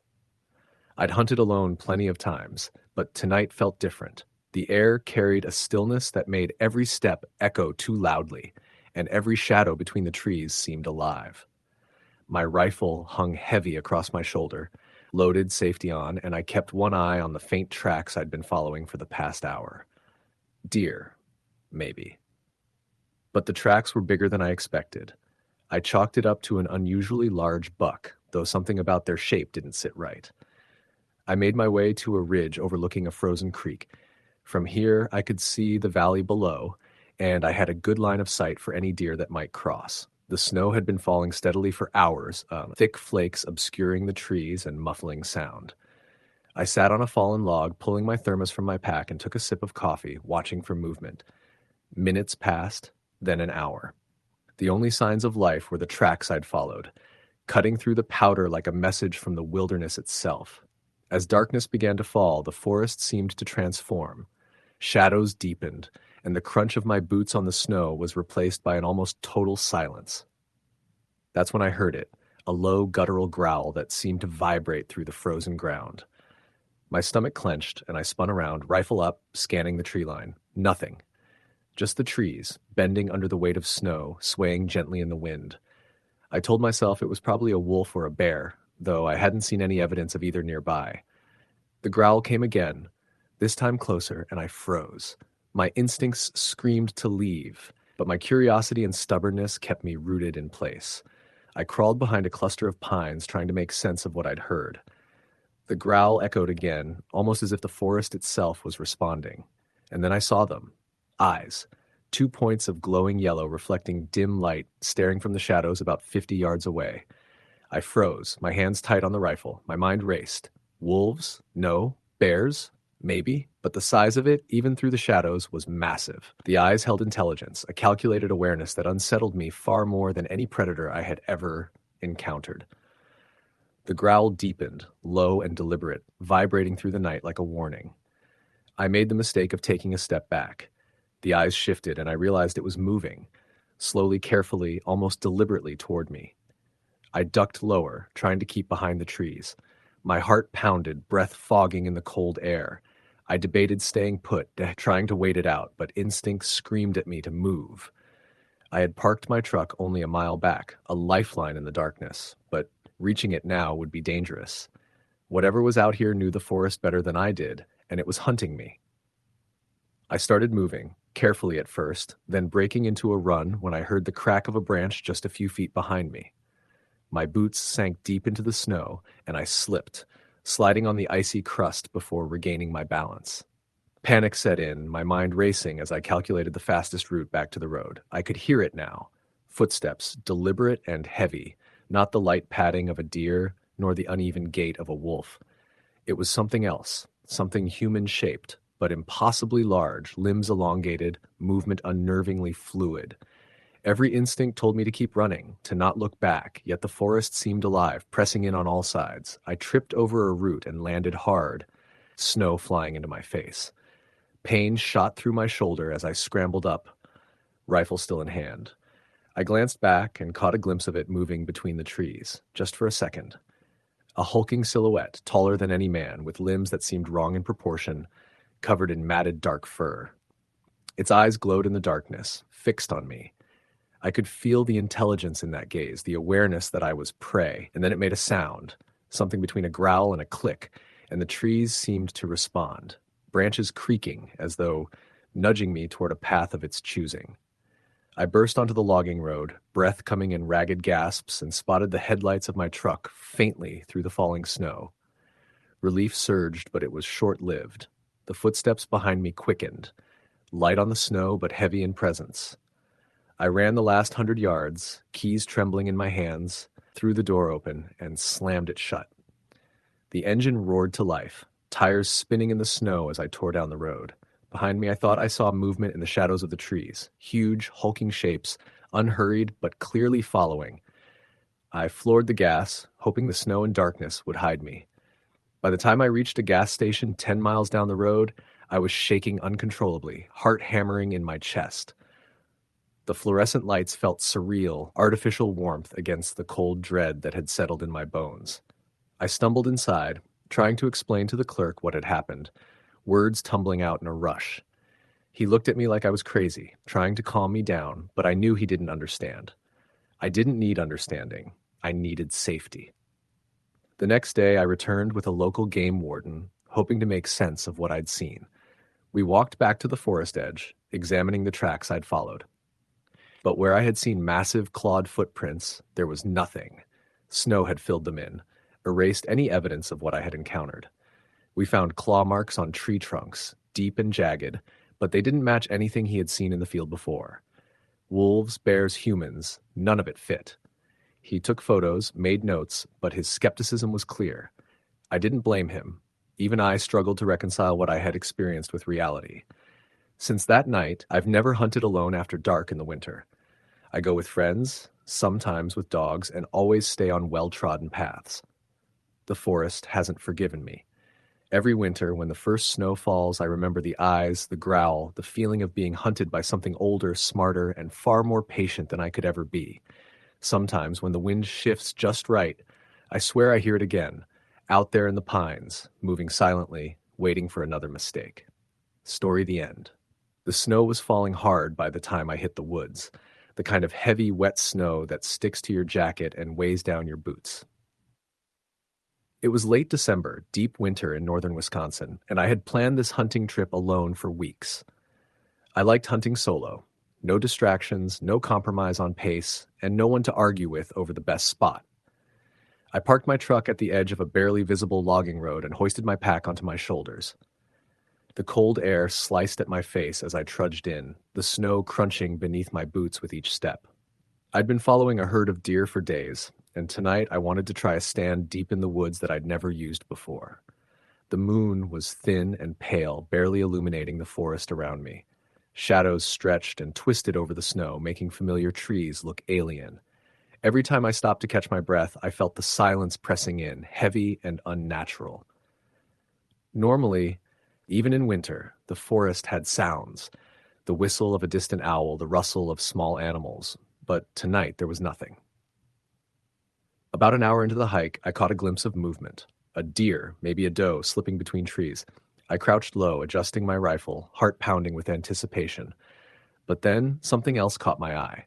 A set of footprints, larger than mine, pressing deep into the snow, following the same path I had taken. At first, I thought it was another hunter, foolishly bold to come this far in the dark. But the prints weren't quite right. The toes were longer than a human's, and the stride was uneven, almost mechanical. I swallowed hard, telling myself it was just the angle, the snow, a trick of the moonlight. I moved on, but I couldn't shake the feeling of being watched. I paused to scan the tree line, flashlight slicing through the darkness, and my stomach turned when I noticed something moving in the shadows. I swung the beam to focus, but there was nothing there, just trees. My pulse spiked. I'd hunted long enough to recognize when my instincts were right. Something was there. Something wrong. I tried to keep calm and pressed deeper into the woods, toward the stand I had set up earlier that week. The snow had grown thicker, and the path I thought I knew had vanished beneath it. My boots sank past my ankles with each step, slowing me down. That's when I heard it, a low, guttural growl, distant at first, but unmistakably alive. I froze, straining to locate the source. The sound came again, closer this time, echoing through the trees. I whispered to myself, trying to convince myself it was a coyote or a wolf, but it didn't sound like either.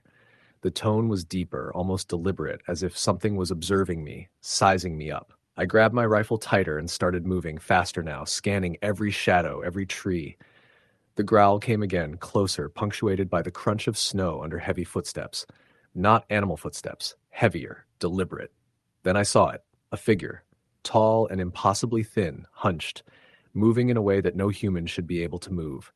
Its limbs stretched unnaturally, almost skeletal, and it moved silently, gliding between the trees. I froze, trying to make sense of what I was seeing. The moonlight glinted off something in its face, or maybe it was its eyes, and I realized they were glowing faintly, amber in the darkness. I fired my rifle twice, the blasts echoing off the trees. The figure vanished. I strained my ears, but only the wind answered. My heart was racing. I had hunted alone in winter before, but never like this. Never had I felt so powerless, so exposed. I realized I had to get back to my truck now, not later, not after one more stand. Now. I turned back, trying to retrace my steps, but the forest seemed to shift around me. The path I thought I knew looked unfamiliar, twisted by shadows and snowdrifts.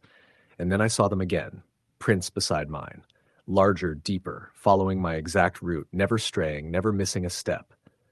I swallowed hard. Something was tracking me, intentionally. I started running, the snow kicking up around my boots, branches tearing at my jacket and face. Behind me, I could hear movement, slow, deliberate, methodical. The growls returned, low and resonant, vibrating through the air.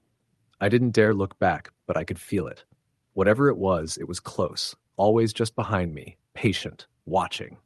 I stumbled, falling hard into a snowdrift, scraping my hands and knees, and for a terrifying moment I thought I had lost the prints. But when I pushed myself up and looked back, they were there, next to mine, as though nothing had happened. Panic surged through me, and I ran blindly, following instinct over any sense of direction.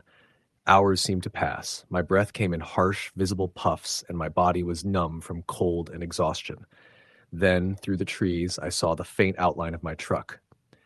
Relief flooded me, but I didn't stop. I ran across the snow, slipping and sliding, threw the door open, and dove inside, locking it behind me. I sat in the truck, shivering, gripping the steering wheel, trying to catch my breath. The growls, the footsteps, the unnatural presence, all gone. Silent. Too silent. My mind raced with possibilities, maybe a wild animal, maybe a hallucination from exhaustion, but deep down, I knew what I had seen. Something alive, intelligent, hunting me in return. I drove away slowly, eyes scanning the tree line, heart still pounding. When I reached a cleared road, the night seemed calmer, but I couldn't shake the image of those amber eyes and the unnatural gait. I didn't return to that stand alone. I haven't returned to those woods at night alone since. Even now, when the wind whistles through the trees and snow falls thick and silent, I remember that night. The prints that mirrored mine, step for step, the growl that vibrated through the cold air, the figure that vanished before I could aim. I know it's still out there, in the winter woods, watching, waiting for the next person foolish enough to walk alone in the dark. Hunting alone in winter is different now. I go with company, I stay on familiar trails, and I never, ever underestimate the stillness of the forest at night, because some nights it's not empty. And some hunters, like me, learn that lesson the hard way. Story the end. I parked my old pickup at the edge of the forest, just as the last light of day was slipping behind the pines. The snow had started falling lightly, coating the ground in a soft white blanket. It was mid-December in Montana, and the forest was silent, except for the occasional creak of branches under the weight of ice. I had been planning this solo hunt for weeks. The idea of being alone in the woods at night didn't scare me. At least, it hadn't until tonight. I slung my pack over my shoulder, loaded my rifle, and started down the narrow logging road that led into the heart of the forest. Snow muffled my footsteps, but it also made the woods feel deeper, stranger. Every shadow seemed thicker than it should have been, every tree more imposing. The temperature was well below zero, and my breath came out in thick clouds that froze quickly on my face and jacket. I kept my gloves on, hands gripping the rifle tightly, scanning for any movement. About an hour in, I found a small clearing I had used before. I set up a makeshift blind, just enough to break the wind and give me a view of the trail where deer usually crossed. I had my backpack leaned against a tree, the rifle across my knees, and the thermos of coffee between my legs. The world was quiet, too quiet. After a while, I began to hear it, a scraping sound coming from somewhere behind the blind. At first, I told myself it was just a branch moving in the wind, but the sound was deliberate, slow, and low. Something heavy was being dragged through the snow. My pulse spiked, but I stayed perfectly still, listening. The dragging stopped, then started again, closer this time, moving along the edge of the clearing. I swallowed hard. Bears don't usually drag themselves like that. Wolves don't make that sound. I hadn't seen any other hunters today, and yet, whatever it was, it had been behind me, watching.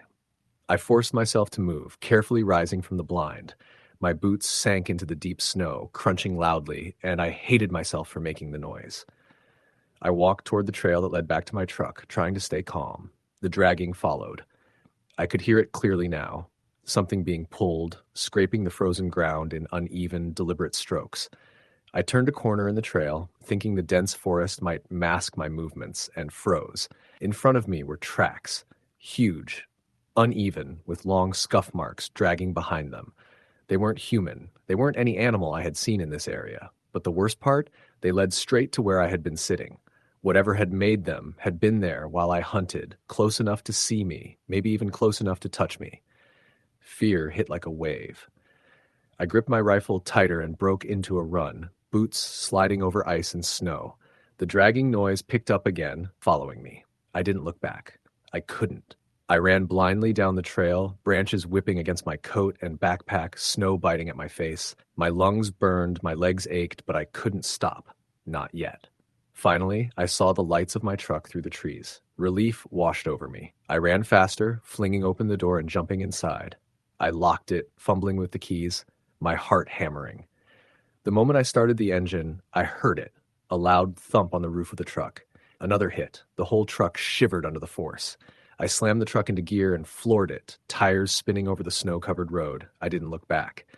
Every few seconds, I thought I saw a shadow move just beyond the edge of the headlights. I didn't slow down until I hit the highway. Civilization. Street lights. The hum of other cars. Safety, maybe. I spent the night in a nearby motel, sitting fully clothed on the bed, rifle across my knees, staring at the window. The snowstorm outside covered the tracks in the forest, erasing any evidence of what had followed me. I wanted to believe it had been my imagination, that the dragging and the strange tracks were tricks of light and sound. But I knew what I had heard. I knew what I had felt. The next morning, I checked the truck in the daylight. There were scratches on the tailgate, deep gouges that didn't match branches or ice. I reported them to Fish and Game. They asked if I might have hit something with the truck or if it was a bear. Their hesitation told me they didn't have a good answer. I haven't hunted alone in the woods since, not in winter, not after dark. The memory of that dragging sound, the tracks, the shape I glimpsed, tall, hunched, limbs bending wrong, stays with me. Sometimes, when the wind is just right and the snow falls quietly at night, I swear I can hear it, scraping along the edge of the forest, patient, waiting. A few weeks later, I drove past that logging road again. Fresh snow had fallen, covering the tracks I had left. I stopped for a moment just to look, and then I saw them, large, uneven tracks, dragging something behind them, moving away from the forest toward the road. My blood ran cold. Whatever had followed me that night wasn't confined to the woods. I drove away as fast as I could. Since then, I haven't returned. I keep my rifle by the bed at home, even though I live in town now. Every winter night, when the wind blows through the trees and the snow falls silently, I hear the dragging in my dreams. I told a friend who hunts in the area about it. He shrugged and said maybe it was a Wendigo, some kind of legend. I didn't laugh. I didn't argue. I just nodded because whatever it was, it had felt real enough to leave me shaken, to chase me through the snow, and to leave me wondering if it had followed me home. Sometimes I wake up in the middle of the night and I swear I can hear it outside my window. Slow, deliberate, dragging, waiting for the next hunter foolish enough to go alone into the winter woods. Story the end. The snow had been falling steadily all afternoon, turning the forest into a silent, white world. I parked my truck at the edge of a logging road in northern Minnesota, the temperature hovering around 10 degrees below zero. My breath puffed in thick clouds, freezing immediately on the collar of my jacket. I had been hunting alone since before sunrise, following fresh deer tracks along the frozen creek. But now dusk was settling fast, and the forest had taken on a shadowed, unnatural quiet. I strapped on my pack, checked the rifle, and headed up the ridge I knew from previous hunts. Years of hunting this area alone had taught me to read the forest, the bends in the creek, the fallen oaks, the clusters of pines. But tonight, everything felt off. The tracks I followed twisted and forked in ways that didn't make sense. I thought it was just the snow obscuring the ground, but deep down, I knew I was being watched. By the time I reached the small clearing where I'd hoped to find a buck, the sun had disappeared entirely, leaving the sky a heavy gray. My headlamp cut a weak cone of light through the trees. The air was so still I could hear my own heartbeat, loud in my ears. That's when I noticed them. Tracks, enormous and humanoid, moving in parallel with the deer tracks I'd been following. They weren't human. I had never seen anything like them. The toes were long, the stride almost exaggerated, and the prints cut through the snow like knives. I froze. The instinct to run hit immediately, but curiosity, or maybe arrogance, kept me rooted. The tracks were fresh, maybe minutes old. Whoever or whatever had made them had been right here in this very clearing recently. I crouched low, rifle raised, scanning the shadows between the trees. For a moment I thought I saw movement, a figure tall, thin, shifting behind the pines. But when I blinked, it was gone. I turned to head back, deciding I'd gone far enough. The ridge was steep, but I knew the path. I followed it, crunching snow under my boots, every step echoing unnaturally in the silent forest. That's when I realized I was going in circles. The trees were unfamiliar now, twisted into positions I hadn't noticed before. My heart pounded. The GPS on my vest, usually a reliable guide, flickered and died, leaving me blind. The snow fell harder, each flake sharp against my skin, and the darkness deepened. My flashlight beam danced across the forest floor, illuminating nothing but snow and shadows. Then I heard it, a low scrape, like claws over stone, circling me. Slow, deliberate, not a sound any animal would make. I spun, sweeping the light in wide arcs, but there was nothing.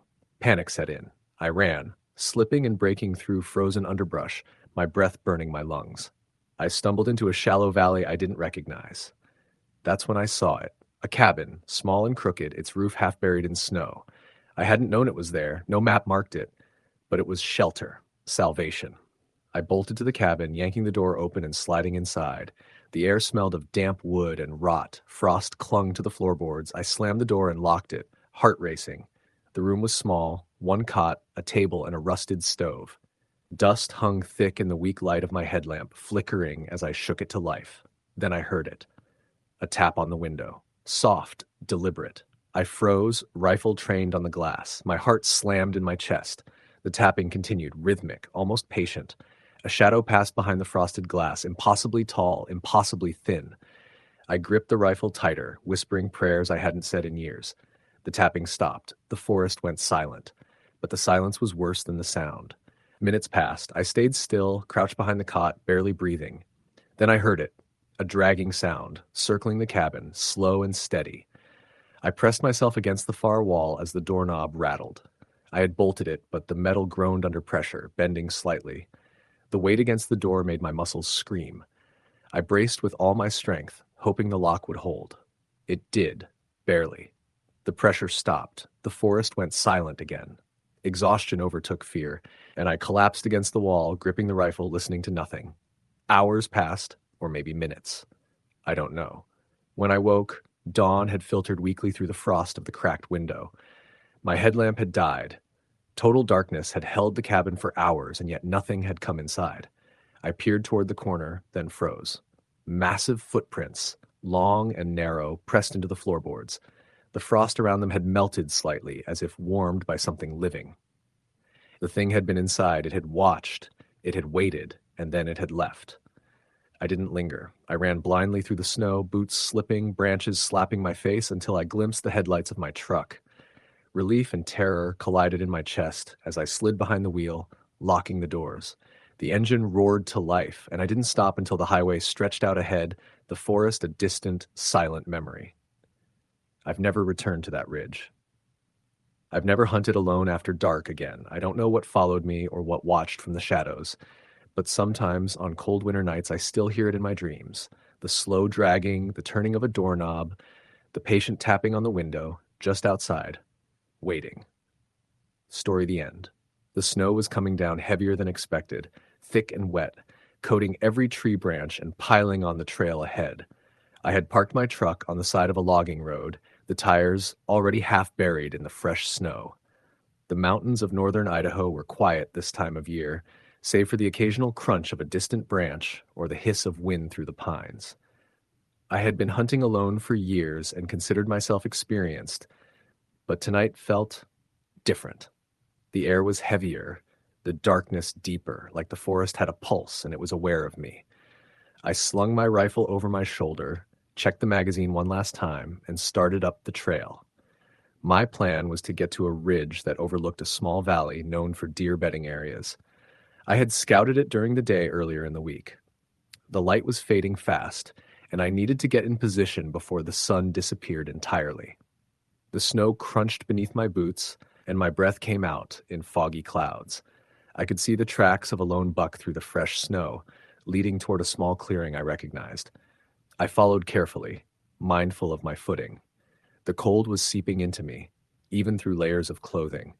The ridge was only a few hundred yards away, but the storm was picking up, wind rattling branches above me, sending clumps of snow crashing to the ground.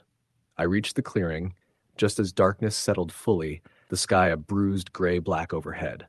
The track stopped abruptly, and my eyes scanned the forest floor. Nothing moved except for the occasional drift of falling snow. My headlamp cut a narrow beam through the trees. That's when I noticed them. Another set of tracks, wide, heavy, uneven. Not deer, not human, or at least not like any human tracks I'd ever seen. They led deeper into the forest and then vanished as if swallowed by the snow. I froze. My pulse jumped. The rational part of me said it was probably just another hunter, maybe someone scouting, but a low, cold instinct told me otherwise. Something didn't belong. Something was wrong. I turned to leave, deciding to retreat to the ridge when I heard the first sound. A low, guttural exhale, almost like someone breathing through a broken windpipe. I swung my rifle toward the sound. Nothing. Just trees. Then the sound came again, closer this time. My stomach tightened. I moved slowly, every nerve screaming at me to run, but I forced myself to stay calm. The snow beneath my boots sank slightly with every step, yet the breathing behind me didn't leave tracks. I quickened my pace, trying to get to a familiar trail, but the forest seemed to shift around me. Trees I didn't recognize appeared where there shouldn't be any, and ridges and depressions I knew well seemed distorted, unfamiliar. Panic began to claw at me. I kept telling myself I was imagining it, that the storm and isolation were messing with my perception. But the feeling that something was following me, studying me, was too real. A sudden snapping of a branch to my left made me spin, rifle raised. In the pale light of my headlamp, I saw it. A figure, tall, broad-shouldered, standing perfectly still among the trees. Its head was tilted at a wrong angle, the kind of unnatural tilt that made my stomach drop.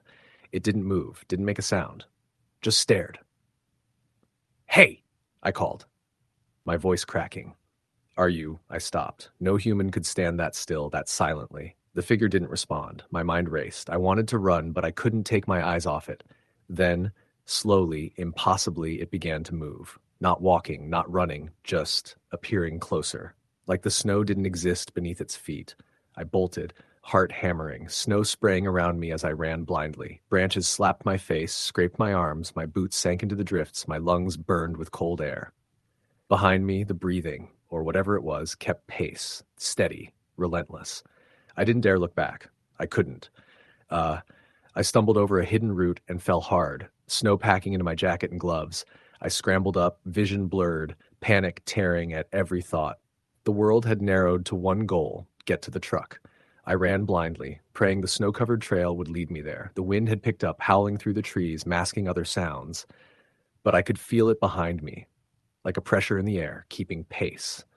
After what felt like hours, though it could have been minutes, I saw the faint glow of my truck's taillights through the trees. Relief washed over me. Relief washed over me, burning and fierce. I sprinted the last few yards, threw open the door, slammed it shut, and locked it. My hands shook so violently I could barely grip the keys. The engine roared to life, warming the cab just enough to stop shivering. I glanced in the rearview mirror and my stomach sank. There it was, standing at the edge of the trail, impossible and still. No footprints led to it, no snow disturbed, just standing, watching. Its head tilted unnaturally again, the shoulders rigid, motionless. I floored the gas, tires spinning in the snow, throwing powdery spray into the trees. The figure didn't move, didn't chase, just observed. I didn't stop until I hit the highway, snow thinning behind me, the forest fading into distance.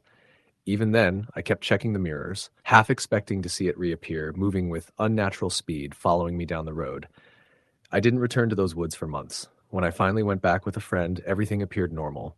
Tracks where they should be, trees where they should stand, nothing out of place, no sign of that figure. I told myself it had been stress, cold, isolation, a trick of the mind. But I know what I saw. I know the way it moved, the way it didn't obey the rules of snow, of gravity, of flesh and bone. Even now, years later, I avoid winter nights in the mountains. Sometimes when the wind is still and the world is quiet, I swear I can hear that heavy, impossible breathing in the snow, just beyond the tree line. And I know deep down it's still out there, watching, waiting for another lone hunter, foolish enough to wander in the dark. Story the end. The wind bit sharply as I stepped out of my truck, the cold slicing through the layers of clothes I thought would keep me warm. Northern Minnesota in late November was unforgiving, and the forest seemed to be holding its breath under a fresh layer of snow. I adjusted my pack, checked my rifle one last time, and moved onto the trail that led into the pines. Hunting alone had always been my preference. It allowed focus, a rhythm with the woods I didn't get in town. But tonight, that comfort was going to unravel. The snow muffled my footsteps, each crunch beneath my boots echoing faintly in the stillness. I had been tracking a large buck all afternoon, its prints crisp in the cold powder. I had expected the usual forest sounds, the occasional caw of a crow, the whistle of wind through the branches, but everything was eerily silent. Even the small animals that usually scurried through the underbrush were absent. It was the kind of silence that presses against your ears, heavy and unnatural. I reached a clearing where the buck had been spotted grazing earlier. The tracks were fresh, but there was something odd, smudges that looked too deep for a deer's hooves. I crouched low and examined them, brushing snow aside. Mixed in with the deer tracks were footprints, long and wide, like a human's but too big. My stomach tightened. Whoever or whatever had passed through here had been following the deer. My gut told me to turn back, but pride and the lure of the hunt pushed me onward. I pressed deeper into the woods, scanning the tree line with my flashlight. Shadows stretched unnaturally across the snow, and every shape seemed alive. After an hour of cautious movement, I heard it, a branch snapping softly behind me. My head whipped around, flashlight cutting through the trees. Nothing. I told myself it was the wind, a false alarm, but my pulse accelerated regardless. Another snap, closer this time. My chest tightened. This wasn't the sound of an animal. It was deliberate, calculated. I decided to circle the clearing to avoid being tracked. The path I chose was narrower, lined with dense pines and brambles. My flashlight flickered as if struggling to maintain its glow. That's when I saw it, a silhouette moving between the trees. Tall, lanky, too straight to be a deer, too wide to be just a shadow. I froze, every instinct screaming to stay calm. I whispered hello, but the only reply was the sound of my own ragged breath. Then it vanished, like it had melted into the darkness itself. I forced myself to continue, keeping my rifle at the ready. The tracks led to a ridge I knew, a place where the snow deepened and the forest opened into an old logging road. As I climbed, a gust of wind hit me from the side, and I swore I felt eyes on my back. I spun, but nothing stirred. The ridge seemed longer tonight, stretched unnaturally. Landmarks I knew, an old cedar, a half-fallen birch, seemed out of place. My mind tried to rationalize it. The fading light, fatigue, paranoia. But even as I thought that, a cold, metallic taste filled my mouth, the hairs on my arms standing on end. At the top of the ridge, I stopped to catch my breath. The forest stretched in every direction, a sea of white and black. I thought I saw movement, tiny, flickering shadows in the moonlight, but when I focused, there was nothing. My flashlight flickered again, and for a moment I swear the shadows shifted closer. My heart raced. I turned and began the descent quickly, following what I thought was the familiar path back to the truck. Halfway down, the snow beneath me seemed to change. The tracks, the deers, and the massive human-like ones were gone. Not covered, not faint, gone entirely as if they had never existed. My breath came fast, shallow, my mind spinning. Then I heard it, soft, wet footsteps circling, moving parallel but never visible. My pulse was deafening. Every fiber of my being screamed at me to run, but I forced myself to move cautiously, flashlight sweeping the trees. The forest twisted around me. Trees I thought I recognized seemed to shift as I moved, turning the path I knew into something alien. Branches scraped my jacket like snow fell from the treetops like tiny shards of ice. I kept telling myself I was imagining it, but the crunch of heavy steps kept pace with mine. Deliberate, slow, patient. Then came the sound I will never forget, a low, guttural moan. Not human. Not animal. It carried across the snow, echoing in the hollows of the trees. My fingers tightened around my rifle. I moved faster, forcing my legs to obey. My flashlight caught glimpses of something tall, impossibly thin, darting between trunks, always just at the edge of vision. I dared not look directly, afraid that to meet its gaze would mean losing myself entirely. I stumbled into an open area where the trail forked. My mind spun. I couldn't remember which direction led back to my truck. Panic clawed at my chest. The steps grew louder, now directly behind me. I dared a glance. There was nothing, yet I could feel it, a presence, immense and patient, breathing the same cold air, closing the distance. I ran. Snow sprayed around my boots, branches clawed at my jacket, but I didn't stop. My flashlight slipped in my glove, flickered once, then died. Darkness swallowed me. I ran blindly, arms outstretched, knees sinking into snowdrifts, panic overwhelming every rational thought. And then, somehow, I saw it, a faint yellow glow in the distance. The cabin. My father's cabin, left to me after his passing. I didn't remember choosing that direction, but instinct carried me. I burst onto the porch, shoving the door open, slamming it behind me, and locked it with trembling hands. Inside, the cabin was cold, dark, silent. I fumbled with the flashlight, switched batteries, and gripped the rifle. Every nerve screamed that it was outside, waiting, circling. I waited hours, crouched behind the stove, listening. The wind outside moaned, but there were no footsteps. No scratching, no snapping of branches. Eventually, I collapsed against the wall, too exhausted to remain upright. Dawn came weakly through frost-covered windows. I stepped outside cautiously. The snow around the cabin was pristine, untouched, except for my own tracks. Nothing had followed me, or so it seemed. I tried to rationalize exhaustion, fear, imagination, but deep down I knew better. Something had been out there, patient, watching, and it had chosen not to follow me into the cabin. I didn't return to the woods that winter. I avoided the trails I knew, the ridge, the clearing. Friends asked why I stopped hunting alone. I told them I had injured my leg, that the cold was too much.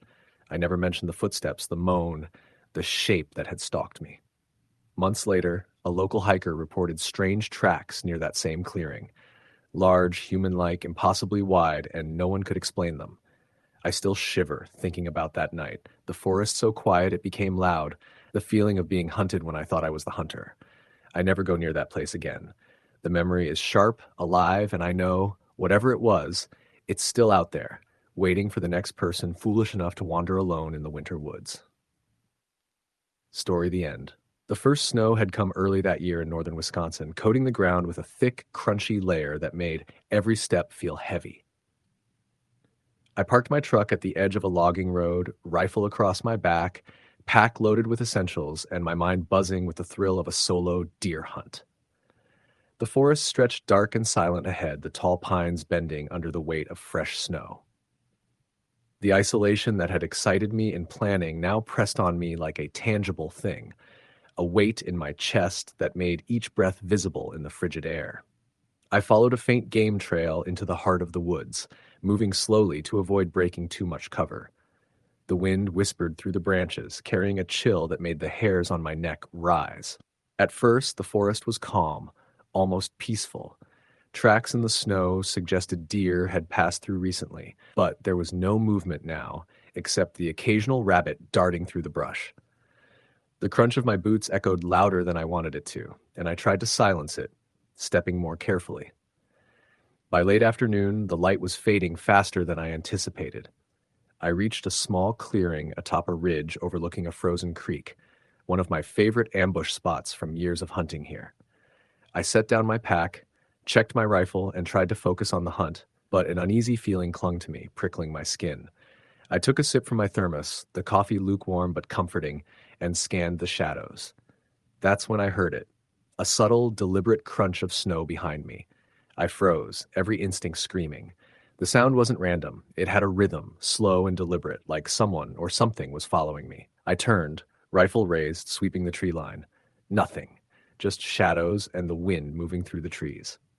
I whispered to myself that it was probably a deer or another hunter, though it was late for anyone to be out here alone. Still, the unease didn't fade. Minutes passed, stretching into what felt like hours. Then I caught a movement at the edge of the clearing, a tall, thin figure slipping between the trees. At first, I thought it was another hunter, but the way it moved didn't make sense. No human could move that silently, that fluidly, through deep snow without leaving significant tracks. I called out, my voice breaking the quiet. No response. The figure was gone as quickly as I saw it. The sun had fully set now, leaving me with only the cold glow of moonlight and my flashlight's narrow beam. I debated heading back, but stubbornness kept me in place. A deer emerged from the far side of the clearing. I raised my rifle and fired, the shot echoing like thunder in the valley. The deer bolted, stumbling once, then disappearing into the darkness. Relief mixed with frustration. I hadn't gotten a clean kill, but there was no time to dwell. Something else had my attention. Movement. Shadows gliding between trees, too quick, too silent, always staying just at the edge of my vision. My pulse hammered in my chest. I realized I wasn't alone. I whispered again, trying to announce my presence, hoping to scare them off. Silence. Then a low, guttural sound, almost a laugh, drifted through the trees. It wasn't human, not completely. My stomach knotted. I started backing toward the ridge, rifle raised, every sense screaming danger. The shadows seemed to stretch unnaturally, following me, circling me. I stumbled over a fallen branch, and the sound echoed too far. The laugh, or whatever it was, grew louder, closer, though I could still see nothing. The forest felt alive, watching, testing me. I decided to retreat, head for the logging road, but the forest had shifted. Every landmark seemed unfamiliar. I realized I had wandered deeper than I thought, blinded by fading light and panic. My flashlight cut a thin beam through the snow, but the darkness seemed to resist it. Then I saw them, figures emerging from the trees, tall, unnaturally thin, moving with fluidity that no human could manage. One turned its head, and though I couldn't see a face, I felt it staring directly at me. Fear overtook me completely. I fired a warning shot, echoing through the trees, but it did nothing to stop them. The sounds of their movements grew louder, surrounding me now, though I could see nothing clearly. I ran blindly, crashing through brush and snow, branches tearing at my clothes and skin. I lost my footing and fell into a drift, snow filling my sleeves, hands numb. When I scrambled back up, I saw a frozen creek and decided to follow it, hoping it would lead me somewhere familiar. The shadows kept pace at the edges of my vision, just out of reach, and the whispers began again, indistinct but clearly deliberate. My legs burned, muscles screaming, but adrenaline kept me moving. Every snap of ice or branch felt like it was right behind me. Hours seemed to pass as I stumbled through the dark. The cold was unbearable, my fingers useless despite gloves, breath ragged and visible in the icy air. Then, faintly, headlights appeared in the distance. The logging road, my truck. Relief surged, almost overwhelming fear. I ran harder, but as I neared the vehicle, the snow around it was disturbed. Footprints, not mine, led in every direction. A shadow moved in the passenger seat, or maybe it was just the moonlight, but I didn't wait to investigate. I dove into the truck, locked the doors, and started the engine. Headlights cut through the snow, revealing nothing, but I could feel eyes on me. I drove blindly, tires spinning, heart racing, and didn't stop until I reached the main highway. The next day, I returned with friends to check my kill. The deer was gone. No blood trail, no sign it had ever been there. The footprints in the snow? Gone, except for a few vague impressions that made no sense. Too long for a human, too deliberate for an animal. My friends joked about the wild Minnesota spirits, but I knew what I had seen, or at least felt. Whatever it was had watched me, had followed me, and it hadn't forgotten. I never hunted alone in those woods again. I stick to daylight, crowded trails, and areas I can see clearly. But in the dead of winter, when the wind whispers through the pines and snow muffles every sound, I still remember the shadows gliding at the edge of my vision, the low laughter, and the feeling of being hunted. They wait. They remember. And sometimes when the night is still and silent, I swear I can hear them whisper my name through the wind. Story. The end. The snow was falling hard by the time Tom reached the edge of the forest. It wasn't the gentle kind that dusted the ground like sugar. It was wet, heavy, and relentless, coating every branch and freezing the tips of his eyelashes. He parked his truck along the side of the quiet county road, the headlights slicing through the thick white veil. His boots crunched against the packed snow as he stepped out, rifle slung over his shoulder, a small pack with essentials in his other hand.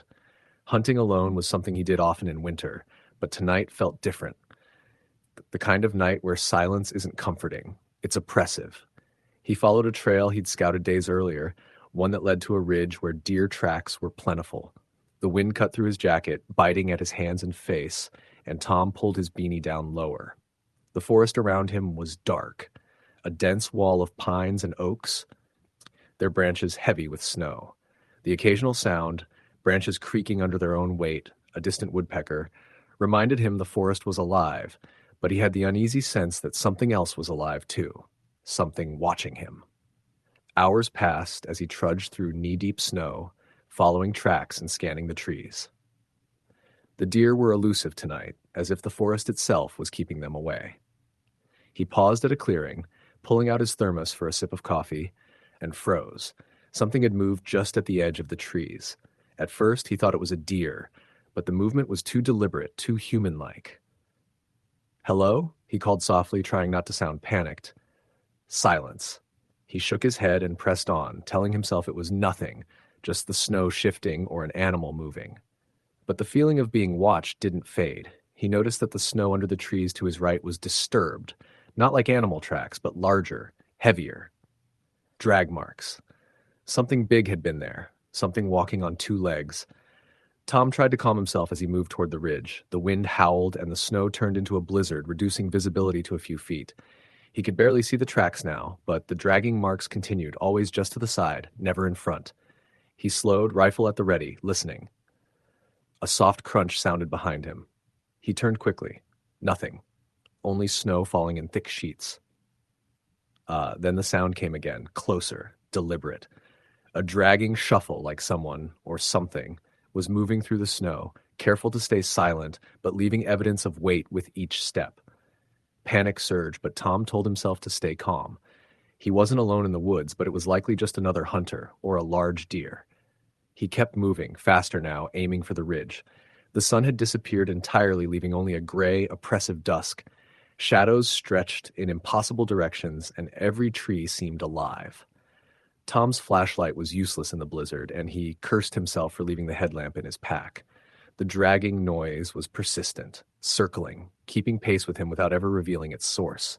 Suddenly, he stumbled over something half buried in the snow. It was a branch, or maybe a log, but it wasn't placed naturally. He caught himself and looked up. The silhouette of something tall, humanoid, but wrong, flickered between two trees. It was hunched, long limbs bending in unnatural angles, face obscured by shadow. Tom's heart raced. "Hey, who's there?" he yelled, voice shaking. No answer. Just the snow falling and the dragging sound, closer now, coming from every direction. Tom raised his rifle, scanning the trees, but saw nothing solid. Then the whispering began, soft, almost like voices carried in the wind. He couldn't make out words at first, just fragments, syllables that felt familiar but wrong. He ran. Through the trees, snow biting at his legs, branches slapping his jacket and face. The dragging sound followed, patient, circling, never close enough to catch him, but always there. Panic fueled his movements, but fatigue was fast approaching. His lungs burned, legs ached, and snow clogged his boots, making every step heavier. He stumbled onto a frozen stream, the ice cracking underfoot. He almost fell through. Catching himself on the bank, and in the pale light of the moon, he saw shadows moving beneath the ice, shapes that didn't belong. He scrambled up the bank, heart pounding, and froze as he looked ahead. A small clearing opened up. A fire burned in the center, embers glowing weakly against the snow. Figures stood around it, motionless. Relief surged, maybe humans. But as he approached, he realized they weren't human at all. Their limbs were too long, torsos bent wrong, heads tilted at impossible angles. Faces were pale, stretched, hollow-eyed. They didn't speak or move toward him, but the sense of awareness was overwhelming, suffocating. Tom backed away, tripping, falling into the snow. The dragging sound surged, merging with a low, guttural hiss. The tall figure from before stepped into the clearing, moving impossibly fast, limbs bending in ways that made no sense. Its face remained hidden, but the cold, oppressive feeling of its gaze was undeniable. He scrambled to his feet and ran blindly through the forest, branches tearing at his clothes and face. Snow blinded him, wind whipped at his body, and the dragging sound never left. It circled, patient, relentless. Hours, or maybe minutes, passed in a blur of fear and exhaustion. He didn't know where he was, only that he had to keep moving. Eventually, he stumbled onto the county road, snow-covered and empty. His truck was visible in the distance, headlights off, half buried in snow. Relief and exhaustion combined as he ran toward it, fumbling with the keys, slamming the door shut, locking it. He sat, rifle across his lap, gasping, trying to convince himself it was over. Driving away, the snow fell harder, and the shadows of trees flickered across the windshield. He glanced in the rearview mirror. For a moment, he thought he saw movement, dark shapes slipping between the trees, but it was gone the next instant. He told himself it was his imagination, but the sense of being watched stayed with him, gnawing at his mind. He didn't stop until he reached a gas station 20 miles away. He bought coffee, staring at the dark forest behind him, trying to ground himself in normality. The clerk smiled politely, oblivious to the dread clinging to Tom's shoulders. That night, in a cheap motel, he lay awake, rifle across his chest, listening to the wind battering the thin walls, and then he heard it. Outside, the soft, deliberate dragging shuffle, circling the building, waiting. A whisper followed, faint, unmistakable. Tom. He hasn't hunted alone at night since. Story the end. The snow had been falling steadily all day, coating the Appalachian backwoods in a thick, white blanket. I had been hunting alone for years, but something about this winter felt heavier, colder, more oppressive than usual. My truck had struggled through the rutted logging road, tires spinning on patches of ice, and by the time I parked, the sun was a dull orange smear behind dense clouds. I loaded my rifle, slung it over my shoulder, and tightened the straps on my pack. The woods were silent, save for the occasional cracking of ice-covered branches and the distant caw of a crow. I knew these woods better than anyone. Every ridge, hollow, and creek had been memorized over years of hunting. That knowledge should have made me feel safe, but the deeper I walked, the more I realized the winter silence was almost unnatural, suffocating. The snow muffled my steps, but it also amplified other sounds. The faint snap of a twig, a distant rustle, the soft crunch of snow that seemed to echo endlessly. I reached my usual stand near a small ridge, the one that overlooked a clearing where deer often grazed. Climbing up, I brushed off the snow and settled into the cold wooden platform, feeling the chill seep through my thick clothing. I had brought a thermos of coffee, but I didn't touch it immediately. I needed to focus, to listen. Hours passed with only fleeting glimpses of wildlife. A rabbit darting through the snow, a lone crow hopping along a fence line, but no deer. I sipped coffee, the heat doing little to thaw the stiffness in my fingers, and stared across the forest, gray and still. Then I heard it, a sound that didn't belong. At first I thought it was a branch breaking under the weight of snow, but the rhythm was wrong, too deliberate, too heavy for a deer, too light for a human. I froze, gripping my rifle, heart hammering against my chest. The sound came again, closer this time, weaving through the trees in a way that made no sense. Whoever, or whatever it was moving around me. I slid down from the stand as quietly as I could, keeping low behind the nearest pine. The air seemed to thicken, the silence pressing against me. My mind tried to reason. A hunter? A lost hiker? But the forest was remote, private property, and winter made it almost impossible for anyone to be out here without preparation. I moved slowly, rifle ready, scanning every shadow. And then I saw it. At first I thought it was a man, hunched and walking oddly, limbs stiff, movements unnatural, but something about the posture was off. The head turned sharply, unnaturally, as if it didn't have a full range of motion. Its long arms swung too far, and its stride dragged, leaving odd footprints in the snow. I should have aimed and fired, but I couldn't. My body was frozen with fear, and even breathing felt like a risk. It began to move around my stand, circling, careful, patient. My heart pounded as I crouched lower behind the tree. Every instinct screamed to run, but running felt dangerous. I had no idea how fast it could move, how it would react. The wind shifted and carried the faint scent of something decayed, earthy, making my stomach twist. It was close now, so close I could hear the scraping of its feet against snow and ice. Irregular, jagged, deliberate. I backed away slowly, trying to keep out of sight, My boots slipped on the ice, and a small clatter made my stomach drop. It paused. The silence that followed was worse than anything I had heard that day. Then, without warning, it bounded, not running, not walking, but a strange loping motion toward the ridge. I turned and ran. The snow made every step treacherous. I slipped on hidden ice, falling hard, scraping my hands, but I scrambled to my feet, rifle banging against my shoulder. My eyes scanned the forest wildly, but the thing was gone, or at least it wasn't visible. I ran toward the logging road, the only path back to my truck, my breath ragged in the cold air. Behind me, the sound followed, but not in a straight line. It moved around, weaving through trees, keeping pace in a way that made my blood run cold. I reached my truck, keys shaking in my frozen hands. The engine roared to life, and I slammed the truck into gear, tires spinning on ice and snow. In the dim glow of the headlights, I thought I saw it. Just for a second, standing at the edge of the tree line. Tall, hunched, wrong. Its eyes reflected a dull yellow, and I could swear its head tilted unnaturally, observing me. I floored the truck, skidding through ruts and snowdrifts, heart hammering. Every shadow at the forest's edge seemed to move, and I kept expecting it to leap in front of the truck. But the forest opened to the road, and after miles of tense, nerve-shredding driving, I finally reached the small town below. Only then did I let my body relax, shoulders slumping, hands shaking as I parked in front of my cabin. Sleep didn't come that night. I lay awake, imagining its figure, the impossible limbs, the way it had circled me, the unnatural dragging of its feet. The memories replayed in vivid detail. The yellow reflection of its eyes, the way the snow seemed to swallow my footprints while leaving its own. I kept thinking, what was it? A man? An animal? Something else entirely? Nothing made sense. The following morning, I forced myself back into the woods to check my stand. The snow was pristine, undisturbed, except for my own shallow tracks from the truck. The stand was normal, the forest quiet, and yet my gut told me what I had seen was real. There was no trick of the mind.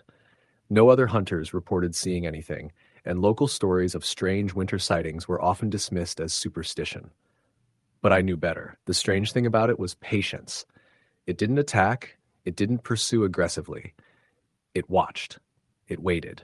And winter nights, with the forest hushed under snow, were its hunting ground.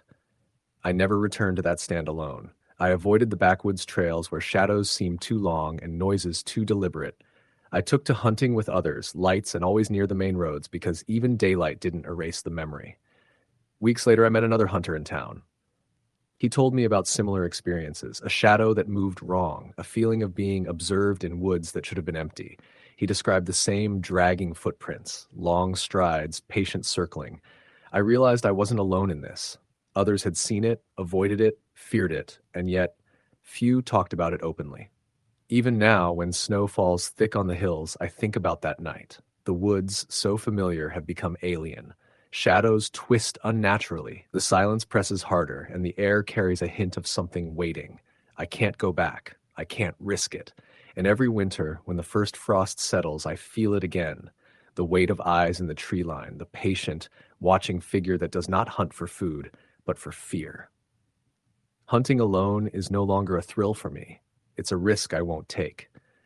The forest holds things that are older than the trails, stranger than the legends, and capable of testing the very limits of human reason. And on winter nights when the snow muffles everything but the sound of moving shadows, I remember the yellow eyes, the stiff, unnatural limbs, the way it circled and waited, and I know it is still out there, waiting, patient. I have accepted that some parts of the world are not meant to be walked alone. The hills, the ridges, the frozen creeks, they belong to something else when the snow falls thick. Something patient, watching, and relentless. Story the end. The snow was already thick on the ground by the time I pulled my truck off the narrow forest road. The moon hung low and pale behind clouds, casting long, ghostly shadows between the trees. I had planned this solo hunting trip for weeks. Just me, my rifle, and the kind of silence you can only find in the deep Montana wilderness in the dead of winter. I wanted peace. I wanted focus. But as I stepped out of the truck, a chill ran deeper than the cold. Something about the night felt wrong. I slung my rifle over my shoulder and followed the fresh tracks of a buck I had spotted earlier in the week. The snow crunched under my boots, and the only sound was the distant groan of wind through the trees. The tracks led me down a shallow valley, twisting and turning, weaving between dense stands of spruce and fir. I was careful, scanning for any movement, my flashlight cutting narrow beams through the dark. An hour in, the trail led me to a frozen creek. I crouched to study the tracks, noticing they became muddled, almost like the animal had stumbled. Then, just like that, they stopped. The buck hadn't wandered off, it hadn't been eaten. The tracks simply vanished into the snow. I froze, scanning the ground, shining my flashlight back and forth. Broken branches? Drag marks? Nothing. The snow was untouched except for my own footprints and the mysterious end of the tracks. That's when I noticed it. The stillness. The kind of stillness where even the snow seems to stop falling. My chest tightened. I knew, deep down, that I wasn't alone. At first, it was subtle, a small snap of a branch behind me, a quiet crunch in the snow. I spun around, rifle ready, but the beam of my flashlight caught nothing but dark trees and drifting snow. I took a cautious step back, and the noises shifted with me, circling. They weren't fast, not like a deer or a predator, just deliberate, careful, patient. A shadow moved between the trees, tall, thin. I froze, heart hammering in my chest. My hands were shaking so badly I could barely hold the rifle. The shape stepped fully into the light for a moment before retreating behind a tree, impossibly fast. Then it appeared again, closer this time, too close. I got a better look, humanoid but wrong. Its limbs were too long, bending at angles no human joint could manage. The skin was pale, grayish, stretched over bones, almost transparent in the cold light. No hair, no clothing. Its head was elongated, jaw slack, eyes black, deep, reflective. It didn't move like an animal, didn't move like a person. It glided silently across the snow, its presence unnatural, alien. I raised the rifle and fired. The sound cracked through the still night, echoing off the trees. The creature jerked, twisting unnaturally, but didn't fall. Its face stretched into something that resembled a grin, horrifying and impossible, like before it vanished behind the trees. My mind screamed at me to run. I scrambled backward, slipped on ice, and my rifle skidded away. Branches snapped behind me. A low, guttural sound echoed through the valley, something between a growl and a human voice. Then I heard it. My name, whispered, drawn out. Aaron. Panic surged through me. Nobody knew I was out here. Nobody could have known my name. I turned and ran toward the faint glimmer of my truck, stumbling through snow and brush. My boots sank deep in the snow, my legs burning with the effort. Every instinct told me to keep moving, to never look back. The creature followed. I could hear it moving through the snow behind me, slow but deliberate, echoing the rhythm of my own steps. Then the whisper came again, closer this time, twisted and wrong. Aaron. I scrambled up the last rise toward the road. My truck was there, headlights reflecting dimly through the storm. I threw myself at the door, yanked it open, and scrambled inside, slamming the lock. My hands were numb, teeth chattering. The engine roared to life, and I floored it. Headlights caught the creature at the edge of the road. Tall, skeletal, its limbs stretching impossibly long, gliding over the snow without leaving deep prints. It stood, watching me, unafraid. I swerved slightly to avoid a tree and pressed the accelerator harder. The tires spun, then gripped, and I shot down the icy road, heart racing, sweat freezing on my face. For hours I drove, snow blinding the edges of the road until I reached the safety of the highway. I didn't stop until the first town lights appeared, but even then I couldn't shake the image. That thing had studied me, calculated me. It hadn't chased me, not yet, but it knew me now. Back home, I tried to convince myself it was a hallucination, exhaustion mixed with cold. But I never hunted alone again. And sometimes late at night, I hear the wind differently. Branches snap, snow shifts, and when the storm hits hard, the snow deep, I think I see tracks. Long, narrow, human-like, but wrong. Ending abruptly, like it had simply vanished, just as that buck's tracks had vanished the night I almost didn't make it out. Even now, years later, I can't hear my name whispered in the wind without a chill running through me. I can't explain what I saw in those woods. I can only avoid them. And still, sometimes, in winter storms, I swear I feel it outside my window, tall and silent, watching, waiting. Story the end. The snow was already deep when I parked my truck at the edge of the forest. It was late December in northern Minnesota, bitterly cold, with the wind slicing across the frozen ground like a knife. I had been hunting alone for years, But something about this particular night felt different. The forest seemed heavier somehow, like it was watching me even before I stepped into it. My uncle had left me the keys to his cabin, deep in the woods, a small log structure with a wood stove and a sagging cot, and I intended to use it as a base. I wanted to push farther than usual to see if I could find a trophy bull that had eluded hunters all season. I shouldered my rifle, double-checked the scope, and stepped into the forest. The crunch of snow beneath my boots echoed, louder than it should have in the still night. My headlamp cut a narrow cone of light, illuminating frost-coated branches and deep snowdrifts. The smell of pine and cold earth filled my lungs, but beneath that there was something faint, metallic, almost like iron, carried on the wind. I dismissed it as nothing, though my gut tightened. I followed tracks I had seen earlier, partially covered by new snowfall. I had spotted a large bull that afternoon near a creek, and I thought I might find him again. As I moved slowly, scanning the ground and the tree line, I noticed something odd. Alongside the elk tracks, there were others, larger, oval-shaped, spaced oddly, with deep impressions at the ends like claws or elongated toes. I knelt in the snow, examining them closely. My mind refused to place them, too regular to be a bear, too large to be a dog, and the stride was wrong. The wind shifted suddenly, carrying with it a low whisper through the trees. My heart began to race, my breath coming fast. For a moment, I thought I saw movement, a shadow flitting behind a cluster of pines. But when I raised my rifle, nothing remained. I shook my head. I'd hunted alone at night before. Fear was part of it. I pressed on, moving carefully along the tracks. The elk prints began to scatter as if it had bolted. Then I saw the bull itself, or what remained. The animal lay in a small clearing, its throat crushed in a way that no ordinary predator could manage. No claw marks, no bite marks. Snow around it had melted slightly, suggesting the kill was minutes old. I felt a shiver run through me. Something strong, something intelligent had taken it down. A low exhale reached me from the dark, faint and deliberate. I froze, scanning the trees with my flashlight. The air felt heavier now, as if it carried a weight beyond cold. My pulse thundered in my ears. Something was close. I could feel it. Then the snow cracked behind me. I didn't move at first, only listened. Another crack. Footsteps, deliberate, circling. My instincts screamed at me to run, but I forced myself to stay calm. Predators hunt panic. I slowly pivoted, sweeping my light across the forest. Nothing. Only shadows that seemed too long, too dark, stretching between the trees. I backpedaled, trying to put the elk between me and whatever was there. The forest seemed endless, each tree the same as the next, dark and foreboding. A branch snapped to my right, then another to my left. Something was circling, moving quietly but deliberately. My light flickered once, then went out. Darkness closed in. I fumbled for spare batteries, hands shaking uncontrollably. When the headlamp flickered back on, I caught a glimpse of it. A tall, pale figure gliding between the trees. Its form was humanoid but wrong. Limbs too long, fingers thin and elongated. It tilted its head as if studying me. I couldn't see a face, just the pale outline of it. Panic took over.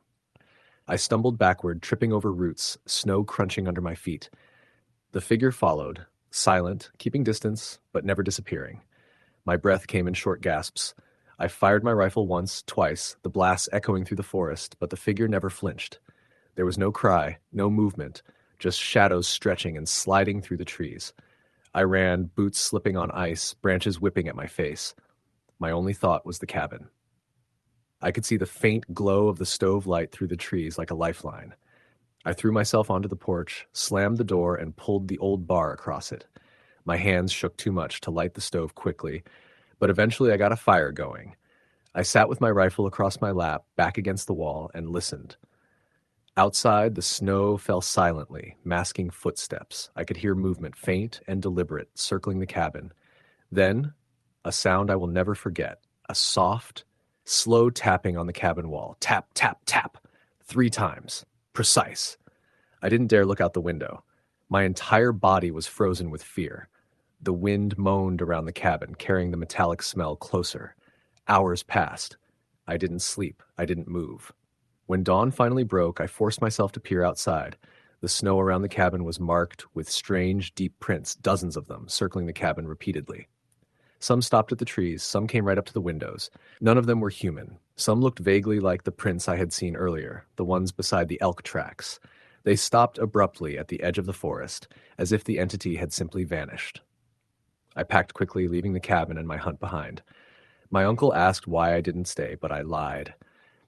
I said the roads were dangerous, the weather bad.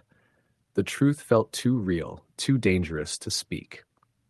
I drove straight out of the backcountry, keeping to main roads, heart pounding at every shadow along the tree line. Even now, years later, I never hunt alone at night in the winter. Some nights, when the wind is high and the snow is heavy, I can still hear it. The soft, deliberate tapping on windows and doors, 3 taps, and in my mind I can still see the pale shape gliding silently through the trees, watching, waiting, patient. Story. The end. The wind had been howling all afternoon, rattling the pines and sending flurries of snow across the frozen logging road. I had parked my truck at the edge of the forest near the Flathead National Forest in Montana, a place I knew well enough to feel confident hunting alone, even in midwinter. I had been tracking a buck for weeks, and the thought of finally getting a clean shot kept me moving despite the bitter cold. My boots crunched over the fresh snow as I slipped on the icy path, rifle slung across my back, my breath rising in white clouds. The sun dipped behind the ridge sooner than I expected, leaving the forest in a deep, gray twilight. Shadows stretched long between the trees, and the familiar landscape took on an almost alien appearance. I knew the terrain well, but that night the woods felt different, heavier somehow, as if they were watching. The tracks I'd been following led me past a frozen creek, then into a dense stand of pines where the snow had piled deep. Each step became harder than the last, and the cold seeped through my layers, biting at my fingers and neck. I paused to wipe the sweat from my brow and adjust the strap of my rifle. That's when I heard it, a crack of ice from a branch overhead. It wasn't the usual snap of a tree branch giving way under snow. This was deliberate, a single sharp crack that echoed unnaturally in the quiet forest. My heart rate jumped. I froze and scanned the darkness with my headlamp, the beam cutting through the falling snow. Nothing, just trees. I whispered hello, and my own voice sounded strange in the stillness. Another crack, closer this time, broke the silence. I raised my rifle, feeling a cold dread tighten in my chest. My mind tried to rationalize it, a wandering elk, a fox, but the sound was too measured, too precise. Whoever, or whatever, was out there was aware of me. I forced myself to move again, trying to stay on the path I knew would lead back to the main logging road. The snow muffled my boots, but I could hear something else now. Steps. Not running, not bounding, but measured, deliberate footsteps. They weren't my own. They were following me, keeping pace, staying just out of view. I tried to convince myself it was another hunter, but the thought didn't sit right. There shouldn't have been anyone else in this part of the forest. As I neared a small clearing, my headlamp caught something at the edge of the tree line, a shape hunched low, motionless. I squinted, trying to make sense of it. It didn't move like an animal. Too tall, too upright. I raised my rifle and called out, "Hey, who's there?" The figure didn't respond. It just stayed there, frozen, like it was studying me. Then, as if sensing my attention, it jerked to the side and disappeared behind the trees. My chest tightened. I felt the first real surge of fear. Every instinct screamed at me to turn and run, but I knew the dense forest and deep snow would slow me down. I stayed on the clearing's edge, moving cautiously, keeping the figure in my peripheral vision. The crunch of snow beneath boots followed me, and I realized the footsteps were still there, keeping pace, circling just beyond my headlamp. I ducked behind a fallen log, rifle ready, listening. The forest held its breath. Then I heard it, a whisper of movement, low and deliberate like someone dragging their feet. My headlamp flicked toward the sound, and I caught the glint of something moving between 2 pines. A silhouette, tall, broad-shouldered, moving with an unnatural stiffness. I froze, heart hammering in my chest. "Stop!" I shouted. My voice cracked. No answer. The figure paused for a moment, then advanced. Not running. Not walking. It glided, or at least it seemed that way. The snow under its feet barely crunched, yet the air around it vibrated slightly, a low hum that pressed in on my chest. I fired a warning shot into the air. The echo shattered the stillness, and for a moment, the figure stopped. I could swear I saw its head tilt at me. Then it vanished into the darkness, faster than anything human could move. My heart pounded so hard I thought it might burst.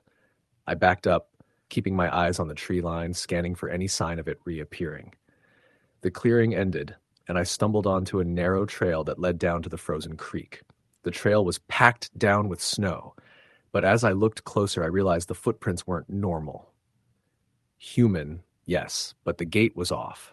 One long stride, then a short shuffle, as if whoever had made them was dragging their feet in some places. My stomach sank. I followed them, hoping to find an explanation, though I already knew I wouldn't like it. The trail led to a section of forest where the trees were twisted, broken in strange angles. Bark stripped in places, limbs snapped, some leaning impossibly. There were drag marks in the snow, deep grooves wide enough for something large, heavy to have been pulled across the ground. My hands shook on the rifle as I scanned the area. And then I saw it. A figure moved among the trees, not walking, not running, gliding. Its shape was dark, indistinct, and the snow beneath it remained almost untouched. It paused, just long enough for me to see the outline of a face, or what should have been a face. Pale, elongated, eyes glinting faintly in the low light. The mouth opened slightly, a thin exhale escaping like a hiss. Then it tilted its head just slightly and vanished again. I ran. Boots slipping, snow flying, heart hammering. Every step brought a new sound, a branch snapping, snow crunching movement that seemed to echo my own panic. I didn't stop until I stumbled onto the logging road, sliding on ice, my rifle clattering against my pack. I scrambled to the truck, fumbling with the keys, hands numb and trembling. When I started the engine, I kept the headlights on the tree line, scanning for any sign of movement. Nothing. The forest seemed to exhale around me, snow falling softly again as if nothing had happened. I drove faster than was safe, keeping the lights sweeping over the trees, until the highway appeared ahead. Only then did I allow myself to breathe, though my body still shook uncontrollably. I never returned to that part of the forest at night. I haven't hunted alone in the winter since. The sound of footsteps in snow, the unnatural gliding movement, the pale, hissing face, it haunts me. And sometimes, late at night, when the wind howls and snow drifts across the empty fields, I swear I hear the same footsteps just beyond the tree line, waiting, watching, moving in ways that no human should. I've learned to stick to daylight hours, to hunt with others, to avoid the deep, silent woods in the dead of winter. But even knowing all this, I can't erase the memory of that night, the feeling of being followed, the sense that something was always just beyond my vision, patient, deliberate, and waiting for the next solo hunter to wander too far. Story the end. I had been hunting alone in northern Montana for years, but this winter night was different. The snow was falling thick and fast, blanketing everything in white, and the forest was quiet in a way that felt unnatural. I had parked my old pickup at the edge of a logging trail and had been walking into the woods for nearly an hour, scanning for any sign of deer. My breath fogged in the cold air, and the only sound was the crunch of snow under my boots and the occasional snap of an icy branch.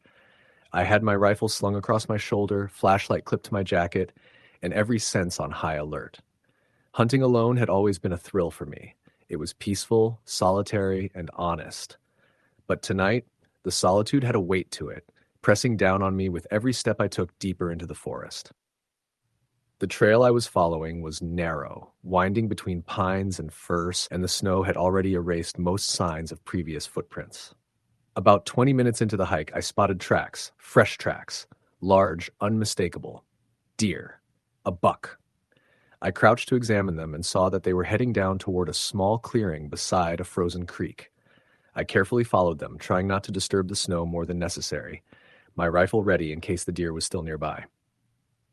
The tracks led me into the clearing, and at first glance, it looked like a normal winter hunting scene. Snow everywhere, branches heavy with ice, and the faint outline of the creek frozen solid. Then I saw the deer. Its body was lying awkwardly on the snow, half covered, and my stomach turned at the sight. Something had ripped it apart. The wound was brutal and precise, not like a wolf or coyote attack, not natural at all. The back end was mangled, ribs exposed, and the head twisted to an unnatural angle. It wasn't just dead, it had been killed and displayed. My heart pounded in my chest, and I took a cautious step back.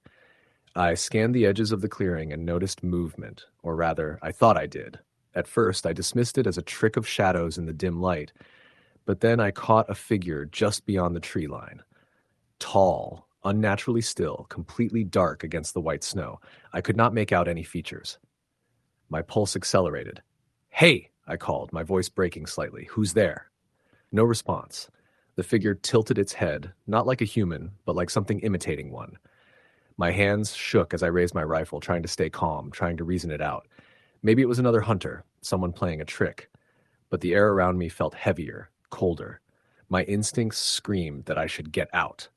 Then I heard it. Slow, deliberate footsteps crunching through the snow behind me. Not fast, not hurried, but steady, circling the clearing. I spun, sweeping the flashlight across the trees, but I saw nothing. The steps came closer, then farther away, almost teasing me. I fired once, the rifle's recoil jerking my shoulder, snow cascading from the branches above. The shot echoed, but the figure didn't react. The wind had picked up, snow blinding my vision, and I felt panic surge. I had to get out. I ran, boots slipping in the deep snow, moving toward the faint trail I had followed in. Halfway back, I stumbled over a tree root and fell hard. Pain shot up my knee. As I struggled to my feet, I realized I was not alone. The steps had resumed, closer now, circling me in a rhythm I could not predict. I wanted to call out again, but my voice caught in my throat. I reached the frozen creek. My boots sank slightly into the ice, and it groaned under my weight. I tested each step carefully, adrenaline lending me speed. The footsteps behind me stopped at the creek's edge. I risked a glance over my shoulder. Nothing. Just shadows in the storm. I made it across and kept running, chest burning, lungs freezing. Trees thinned, and the faint glow of my truck's headlights appeared through the blizzard. I dove into the cab, locked the doors, and sat shaking. My breath fogged the windows, and my hands were numb. I didn't stop staring into the forest until I could no longer make out any shape through the falling snow. The next day, I returned with a friend, trying to convince myself that it had been an animal, maybe a hunter or a trick of the storm.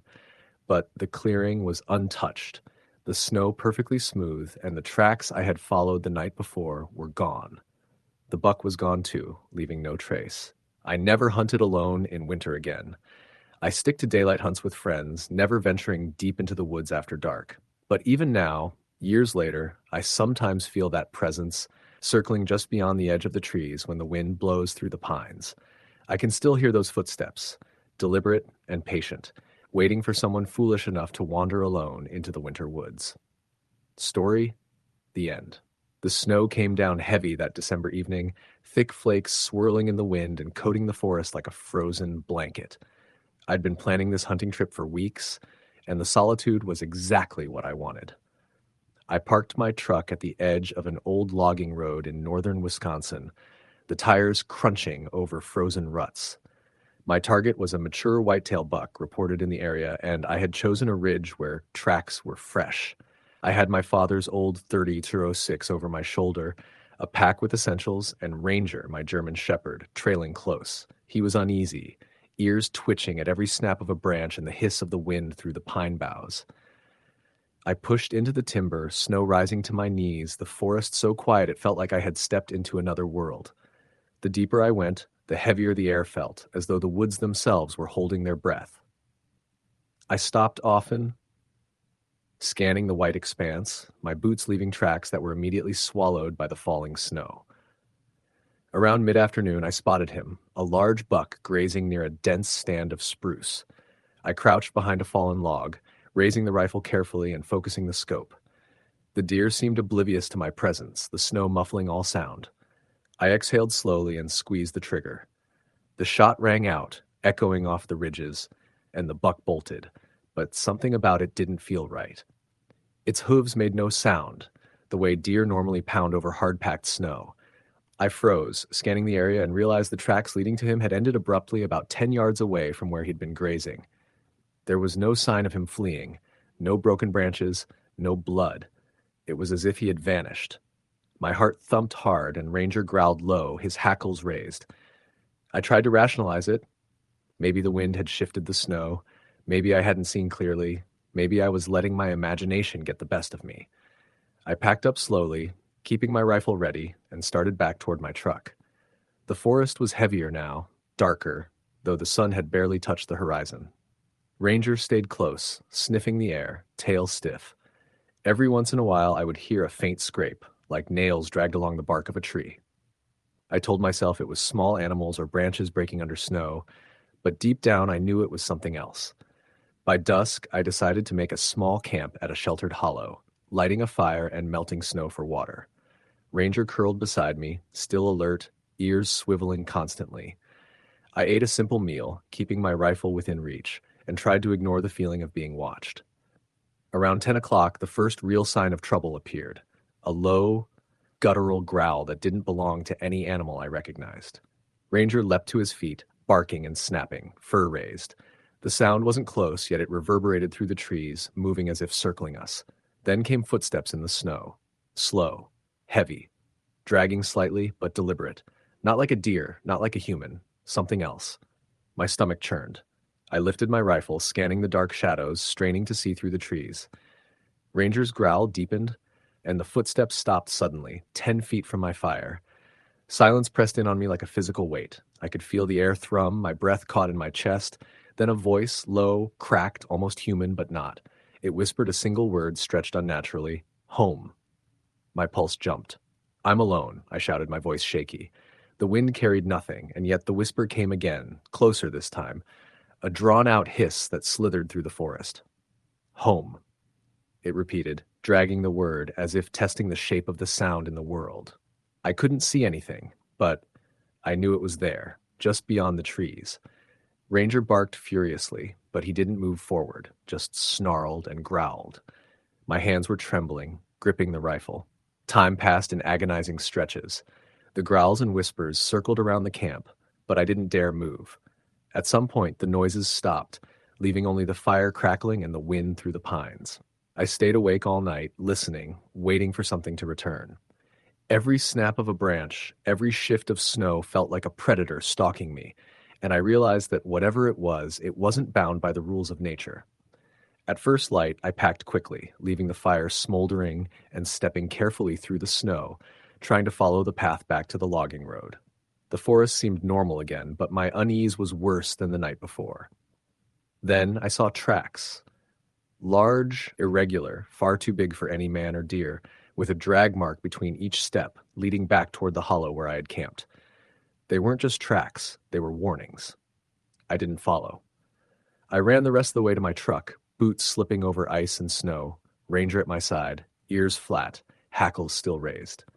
When I reached the truck, I jumped in, locked the doors, and didn't stop driving until I reached my town. The highway stretched for miles in darkness, and the woods receded behind me, silent once more. I told myself it was over. I was safe. Weeks later, I spoke to a local ranger about the tracks. He frowned, shaking his head. "Nothing makes prints like that up there," he said. "People talk about weird things in those woods during winter, shadows that move, voices that sound human but aren't, stuff you don't want to be alone with." I nodded, not telling him everything, not mentioning the whispers, the dragging steps, or the sense of intelligence behind them. He wouldn't believe me, and maybe I wouldn't have believed someone else. Hunting alone changed after that. I never returned to that ridge, never ventured deep into the timber alone. I hunted in groups with radios, lights, and multiple rifles because the woods had shown me that winter had more than just cold and snow to fear. It had patience, it had curiosity, and it had something that didn't like intruders. The following year, another hunter went missing near the same logging road. They found his truck, parked where he should have been, but no body, no tracks, nothing. Just a single piece of matted gray fur pinned to the windshield wiper. I didn't need to see it to know the forest had claimed him, or at least made its warning clear. I haven't hunted alone in years. I don't walk deep into snow-covered forests without company. But sometimes when the wind shifts in the dead of December, I swear I hear it, low, rasping, echoing over the hills and ridges, dragging itself through the snow. A voice calling out, stretched and broken, whispering a single word meant for me, home. I don't answer. Story the end. The wind was sharp enough to cut through my jacket as I trudged into the Montana wilderness, snow crunching underfoot. It was December, a week before Christmas, and I had driven for nearly 6 hours from Billings to reach this stretch of national forest alone. My plan was simple: track and, if lucky, harvest a mule deer buck. I had hunted alone before many times, but never this late in winter, never after the first real snowfall. The forest looked abandoned, but I knew better. Animals were out there, somewhere, even if I couldn't see them. I left the road behind and followed a narrow game trail into the denser pines, my boots sinking slightly into the snow. My rifle was slung across my back, scope protected against the wind and moisture. Every few minutes, I paused to scan the woods, scanning for the faintest movement or tracks. The tracks I found first were small, squirrels, rabbits, but I pushed forward, deeper into the wilderness. By late afternoon, I found the first set of deer tracks I had been hoping for, fresh, partially covered by snow blown in from the ridge above, but unmistakable. They led into a small clearing surrounded by tall pines. My pulse quickened. I crouched low, trying to move silently through the drifts. Every step felt amplified in the quiet, my breath forming a cloud in the freezing air. I moved slowly, scanning the edges of the clearing. That's when I noticed it. Tracks not my own, not deer, not any animal I could recognize. They were large, elongated, and pressed into the snow in a way that suggested weight far greater than a man could carry. My first thought was a hunter, but no. These weren't boot prints, and the stride was too long, too uneven to belong to a person. A low whistle of wind came through the trees, carrying an almost indistinguishable sound behind it. A crunch, deliberate and heavy, echoing the rhythm of my own steps. I froze, straining to hear. Another crunch. Closer. My pulse hit my throat. I raised my rifle, scanning, but the clearing remained empty. I backed away slowly, trying to convince myself it was an animal, perhaps a deer I hadn't seen, or maybe a coyote. But the prints didn't match. Too upright, too deliberate. Something about them felt intelligent. By the time I reached a narrow ravine, the snowstorm that had been drifting in all afternoon thickened into a full gale. The wind howled, carrying snow in waves that blinded me to more than 20 feet. I kept moving, trying to follow the trail back to the main logging road. My boots sank deep into fresh drifts, and each step left a hollow echo that seemed louder in the storm. I saw it first out of the corner of my eye, a shadow that didn't belong to any tree, too tall, too thin, moving with an unnatural grace. My head whipped in its direction, rifle raised, but the shadow was gone, absorbed by the storm.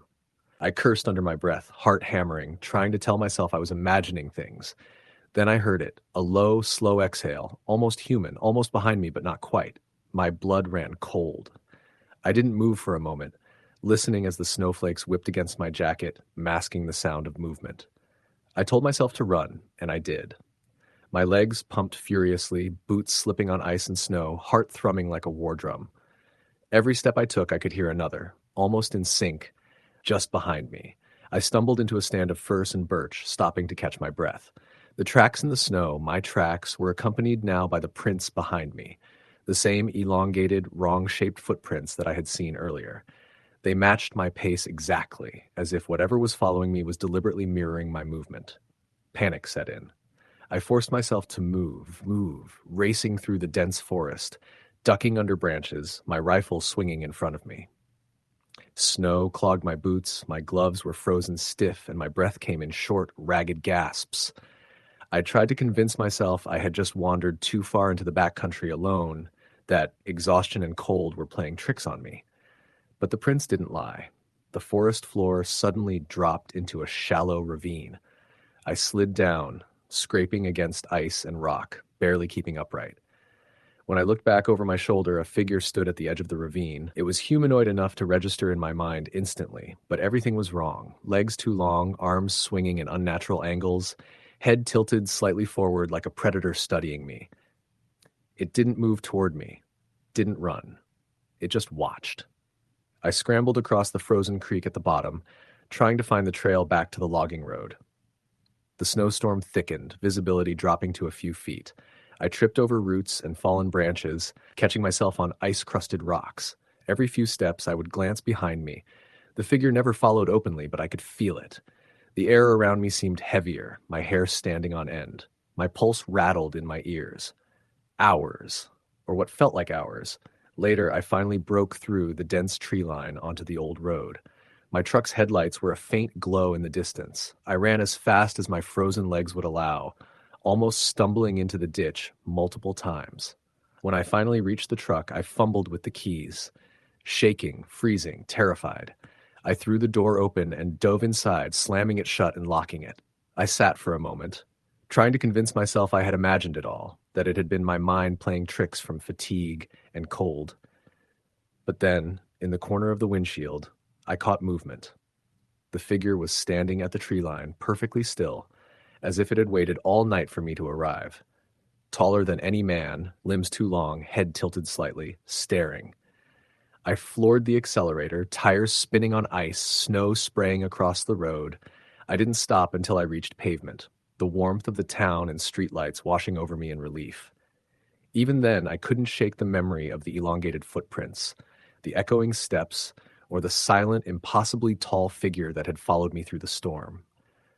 I never hunted alone at night again, and I never returned to that part of Montana in winter. I tell myself that whatever it was didn't attack, didn't follow far. But I know it watched. And sometimes when the wind is low and the snow drifts thick, I swear I can hear slow, deliberate footsteps behind me, even when I'm miles away from the forest. Months later, a local told me I wasn't the first to see it. They called it the winter stalker or the shadow walker. It appears in deep snow on silent nights, following hunters, hikers, anyone foolish enough to wander alone. It doesn't always show itself, but it leaves tracks, mirrors your steps, makes you feel hunted. And once it finds you, you can't forget. I know now why people travel in pairs in winter, why they avoid the forest after dark. I learned the hard way that the woods are never empty, that snow doesn't erase the presence of something waiting, following, patient. That night, I wasn't just alone in the forest. I was being hunted, and whatever it was, it enjoyed the silence and cold as much as I hated it. Even now, in the warmth of my home, I can hear it in the wind. A slow exhale, almost human, almost behind me, just out of reach. I never go back. I never hunt alone in the winter. I never take the snow for granted. And every December, when the first snowfall hits the mountains, I remember the sound of those footsteps, echoing mine, just behind me, reminding me that some things are out there in the woods, waiting, patient, and watching. Story the end. The snow was already knee-deep by the time I parked my truck at the trailhead, the frozen ground crunching under my boots as I slung my rifle over my shoulder and tightened the straps of my pack. It was late December in northern Minnesota, and the wind sliced through every layer of clothing, a bitter whisper that promised frostbite if I lingered too long. I'd planned this hunt for months, alone, tracking a buck that had been frequenting a ridge near a frozen creek. Friends warned me not to go out at night, not in the dead of winter, not alone, but I'd hunted these woods since I was a boy, and I liked the silence of it. The first hour was uneventful. My footprints marked a trail behind me, snow settling again over them, almost as if the forest itself was erasing my passage. The trees were heavy with snow, low-hanging branches snapping under the weight. I followed the ridge, scanning for movement with my headlamp cutting narrow lines through the darkness. The creek below was frozen, its surface glinting faintly under the clouded moon. I thought I saw tracks along its edge, fresh deer prints, but they led deeper into the woods, winding between trees and rocks. I moved slowly, my senses stretched thin by the stillness. Something about the night felt off. I couldn't place it, but the usual sounds of winter, the distant howl of coyotes, the rustle of small animals, were missing. Only the wind whispered through the pines, carrying a sharp, hollow sound that made my skin crawl. Then I heard it. A snap, close, from somewhere ahead. I froze. My rifle was raised instantly, finger on the trigger. My heart was pounding, echoing in my ears, louder than anything else. I scanned the dark, letting my eyes adjust. Branches swayed, but nothing emerged. I exhaled, forcing myself to breathe slowly. Maybe it was just a branch falling. But instinct told me it wasn't. I crouched and noticed fresh prints in the snow beside the deer tracks, too big to be human. At first I thought my eyes were playing tricks on me, but then I crouched lower and examined them. Bare footprints, long, wide, and oddly formed, with deep impressions for the toes. They weren't made by boots, and they weren't animal prints. Something had passed through here very recently. A shiver ran down my spine. I wasn't imagining it. I moved cautiously, keeping my rifle raised, following the tracks as they snaked between the trees. They didn't fade, didn't break. They just ended abruptly at a dense thicket. For a moment, I thought maybe it had climbed a slope or disappeared over a ledge. Then I heard it behind me. Not a branch snapping, not the wind. Breathing. Heavy, deliberate, slow. Too loud. I froze again. Every instinct screamed to run, but I wanted to see what it was if I could. I turned slowly, sweeping my light across the trees. Shadows moved. Something tall, impossibly thin, hunched slightly, emerging from the darkness. Its skin reflected a pale sheen, almost luminescent against the snow. Its limbs were long, too long, bending in ways that made me flinch. I saw its head tilt unnaturally, the kind of tilt no human neck could manage. Its eyes, or hollows where eyes should be, stared directly at me. I can't explain the fear that hit me then. Pure, primal, and overwhelming. I fired my rifle, not aiming to kill, just to buy time. The bullet cracked against a tree, snow and bark exploding. The shape recoiled, not from pain, but as if startled. Then it vanished into the trees, leaving the forest silent again. I didn't wait to see if it would come back. I ran, feet slipping on ice, hands clawing at the snow for balance. Branches tore at my jacket, whipping my face. My breath came in ragged bursts. The ridge was behind me, the truck ahead, and yet I couldn't shake the feeling of being herded, as if the creature wanted me to go somewhere specific. Finally, I reached the clearing. The headlights of my truck cut through the darkness, reflecting off the snow. Relief washed over me. I stumbled to the truck, fumbling with the keys, my hands shaking uncontrollably. The engine roared to life, and I backed out slowly, scanning the trees. At the edge of the clearing, I thought I saw movement, just a flicker, but when I swung the truck around, it was gone. I floored it. I floored it. Tires spinning on ice, barely keeping control as I descended the ridge and onto the main road. I didn't stop until the first gas station lit up ahead, warm light spilling over the snow. I sat inside the cab, shaking, staring into the darkness and listening. Later, with two friends who refused to let me go alone again, I returned in daylight to retrace the ridge. Snow had fallen overnight, erasing any tracks. The forest looked peaceful, almost inviting, but something in the air made my skin prickle. We followed my path, checked the creek, the thicket, the ridgelines, nothing. Just the usual trees, frozen creek, and snow. Then we found it, a single footprint in a patch of older snow, half buried, enormous, bare, perfectly formed, long, wrong. Paul knelt beside it, examining it. "That's not human," he said, voice low. I didn't argue. I felt it, the presence. Something intelligent, deliberate had been there, something that had waited. I haven't hunted alone at night since. I stick to daylight, to groups, to familiar areas. The fear hasn't faded. Sometimes at night, when the wind shifts, I hear it in my mind. Low, slow breathing, deliberate, almost conversational, a whisper on the edge of perception. And I know if I ever step into those woods alone again, it will find me, leading me deeper into the dark, snow-covered silence where the tracks never end and the shadows wait. Even after years of hunting, of facing wolves, cougars, blizzards, I know that night in the winter woods changed something. There's a cold I've never felt since, one that comes not from the wind or snow, but from knowing that whatever it was is patient, and it remembers me. Sometimes I wake up in the middle of the night, hear the wind against the house, and swear I hear the rasp of its breathing. It doesn't call, doesn't demand, doesn't even move, just waits. And I remember the tilt of that head, the hollow eyes, the way it made the snow swallow its tracks. Because once you've seen something like that, the wilderness doesn't feel the same. The silence isn't quiet, it's listening. And when winter comes again, I make sure never to be alone. Story, the end. The snow had been falling steadily all day, coating the northern Minnesota forest in a thick, muffled blanket of white. The air smelled like frozen pine and wet earth, the kind of scent that makes you feel alive, but also small, insignificant.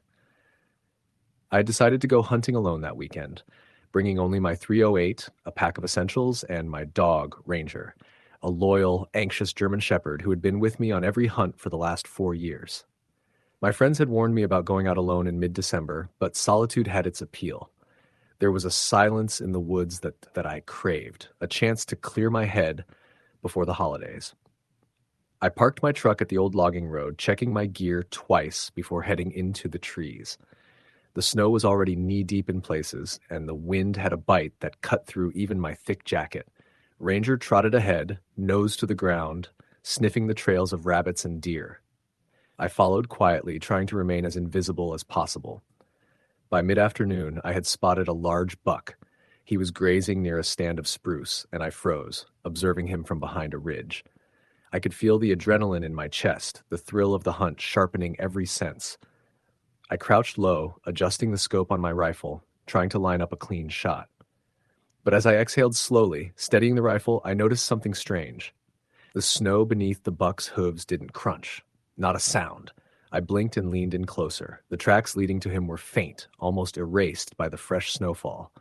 And then I noticed they stopped abruptly about 10 yards from where he stood, as if he had appeared from nowhere. I shook my head, telling myself it was just the way snow can drift over tracks, the illusion of sudden appearance. I squeezed the trigger and the shot rang out, echoing through the trees. The buck bolted, disappearing into the thicket, leaving behind only the faint imprint of hooves in the snow. But something was off. I didn't hear the usual thump of his hooves against the frozen ground. No sound, only silence, stretching and heavy. I tracked him for another 20 minutes, but he seemed to vanish into the forest as if swallowed by it. Frustrated, I decided to head back toward my truck before dusk. The forest seemed quieter now, too quiet, and I felt the hair on my arms rise. Ranger stopped abruptly, ears perked, growling low. I crouched beside him, listening. There was a noise, a subtle scraping sound like claws against frozen bark. I held my breath, straining to hear. The scraping moved slowly, circling behind us, always just out of sight. I tightened my grip on my rifle. "It's probably a fox," I whispered to Ranger, though my voice sounded hollow, even to me. Ranger's growl deepened. The wind shifted, carrying a strange metallic scent. Blood or rusted metal? I couldn't tell. I nudged Ranger forward, forcing myself to keep moving. The trail back to the road seemed longer now, shadows stretching unnaturally, the trees leaning as if they were watching. By the time I reached the logging road, the sun had dipped below the horizon, leaving only a dim twilight. I could barely see Ranger's outline against the snow. The scrape had stopped, but I had the unsettling feeling that I wasn't alone. I decided to make camp near a thicket, lighting a small fire and melting snow for water. Ranger curled up beside me, ears twitching at every sound. I tried to tell myself it was just the wind, that my mind was playing tricks after hours of solitude. Around midnight, I heard it, a low, guttural growl that didn't belong to any animal I knew. Ranger leapt to his feet, fur bristling, barking fiercely. The sound wasn't close, but it echoed through the trees, shifting from one side of the clearing to the other. I grabbed my rifle and scanned the shadows. Nothing. Only trees and snow, silent but somehow heavy, oppressive. Then came the footsteps. Slow, deliberate, crunching through the snow around my fire. I didn't recognize the gait, too heavy for a deer, too irregular for a wolf. Ranger lunged toward the sound, and I shouted at him to stop, but he froze, staring, growling. The footsteps stopped too, only 10 feet from the fire. My heart was pounding in my chest, each beat thudding in my ears. A voice followed, low and rasping, whispering something I couldn't understand. It sounded human, but broken, fractured, like someone or something was forcing words through a throat that wasn't built for speech. "Come, come." "Home," it hissed. My stomach turned.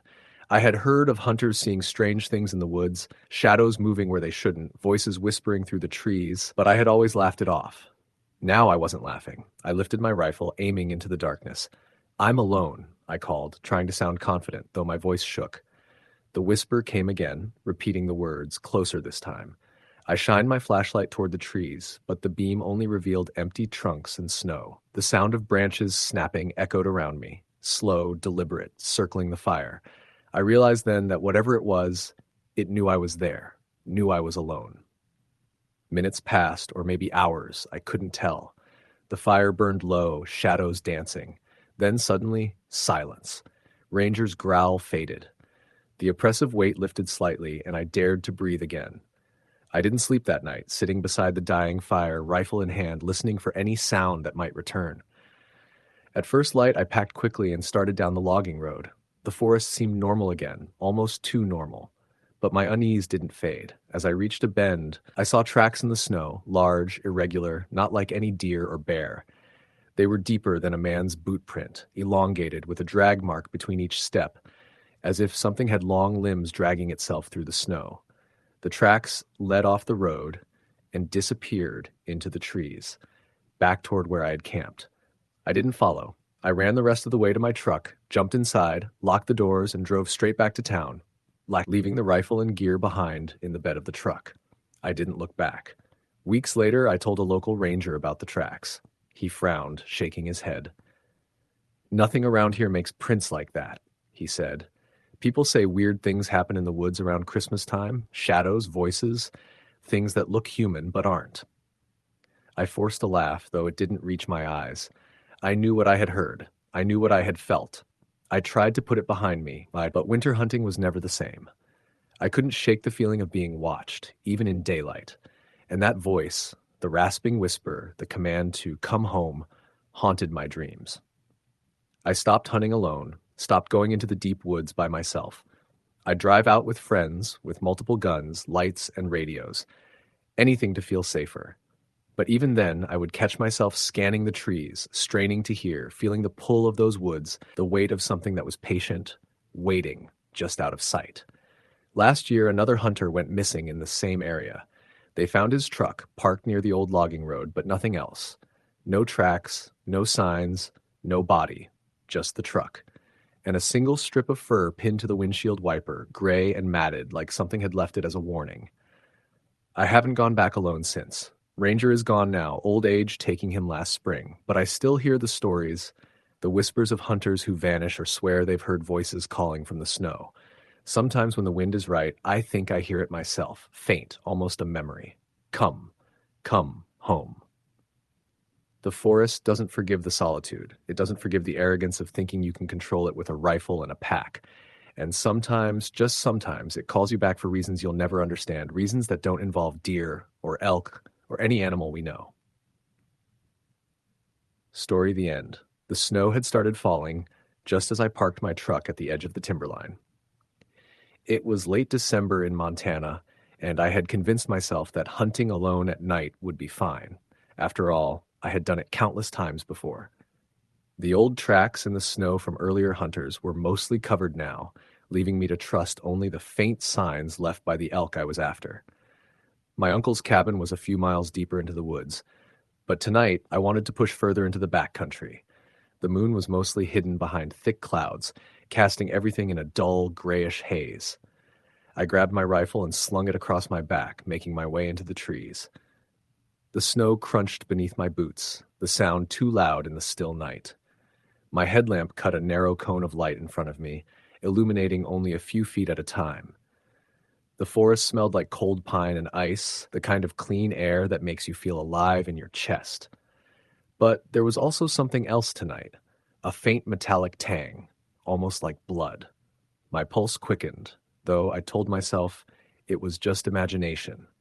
I followed a faint trail of tracks, hoping it would lead me to a bull elk I had spotted earlier that afternoon. After an hour of slow trekking, I noticed something odd.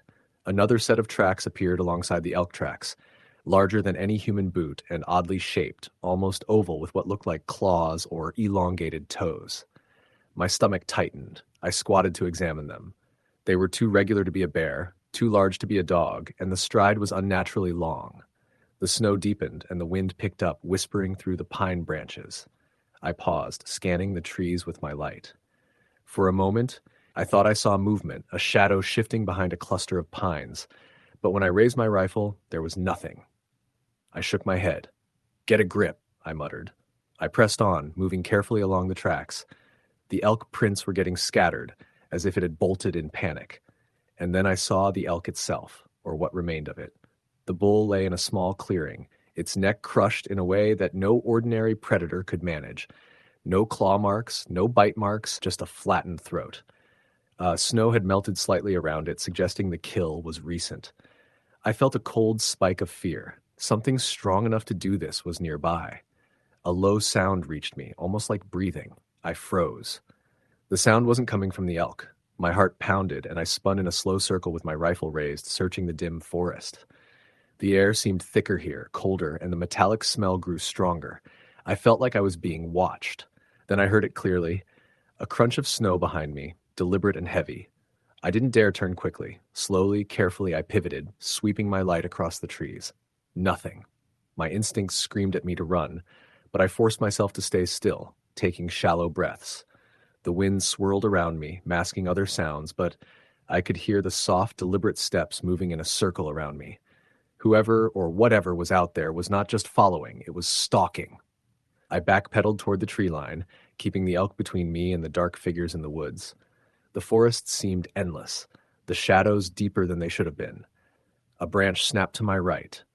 My pulse spiked. Another snapped to my left. Something was circling me. My flashlight flickered, then died, leaving me in near complete darkness. I fumbled for spare batteries, hands trembling. When the light flickered back on, I caught movement, a tall, pale shape moving through the trees.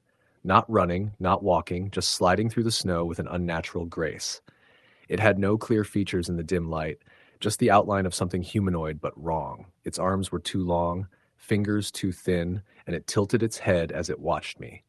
I stepped back, tripping over a root and landing hard in the snow. Pain shot up my leg, but I forced myself to get up. The shape moved closer, silent, almost curious. My hands shook on the rifle. I fired into the darkness. The blast cracked through the forest, echoing like thunder. I felt the recoil in my shoulder, the ringing in my ears deafening. For a moment, everything was silent, too silent. Then I heard it, the softest, faintest tapping on a tree trunk. Tap, tap, tap, not far from me. My stomach dropped. The sound was deliberate, measured, not natural. I turned and ran toward where I hoped the cabin would be.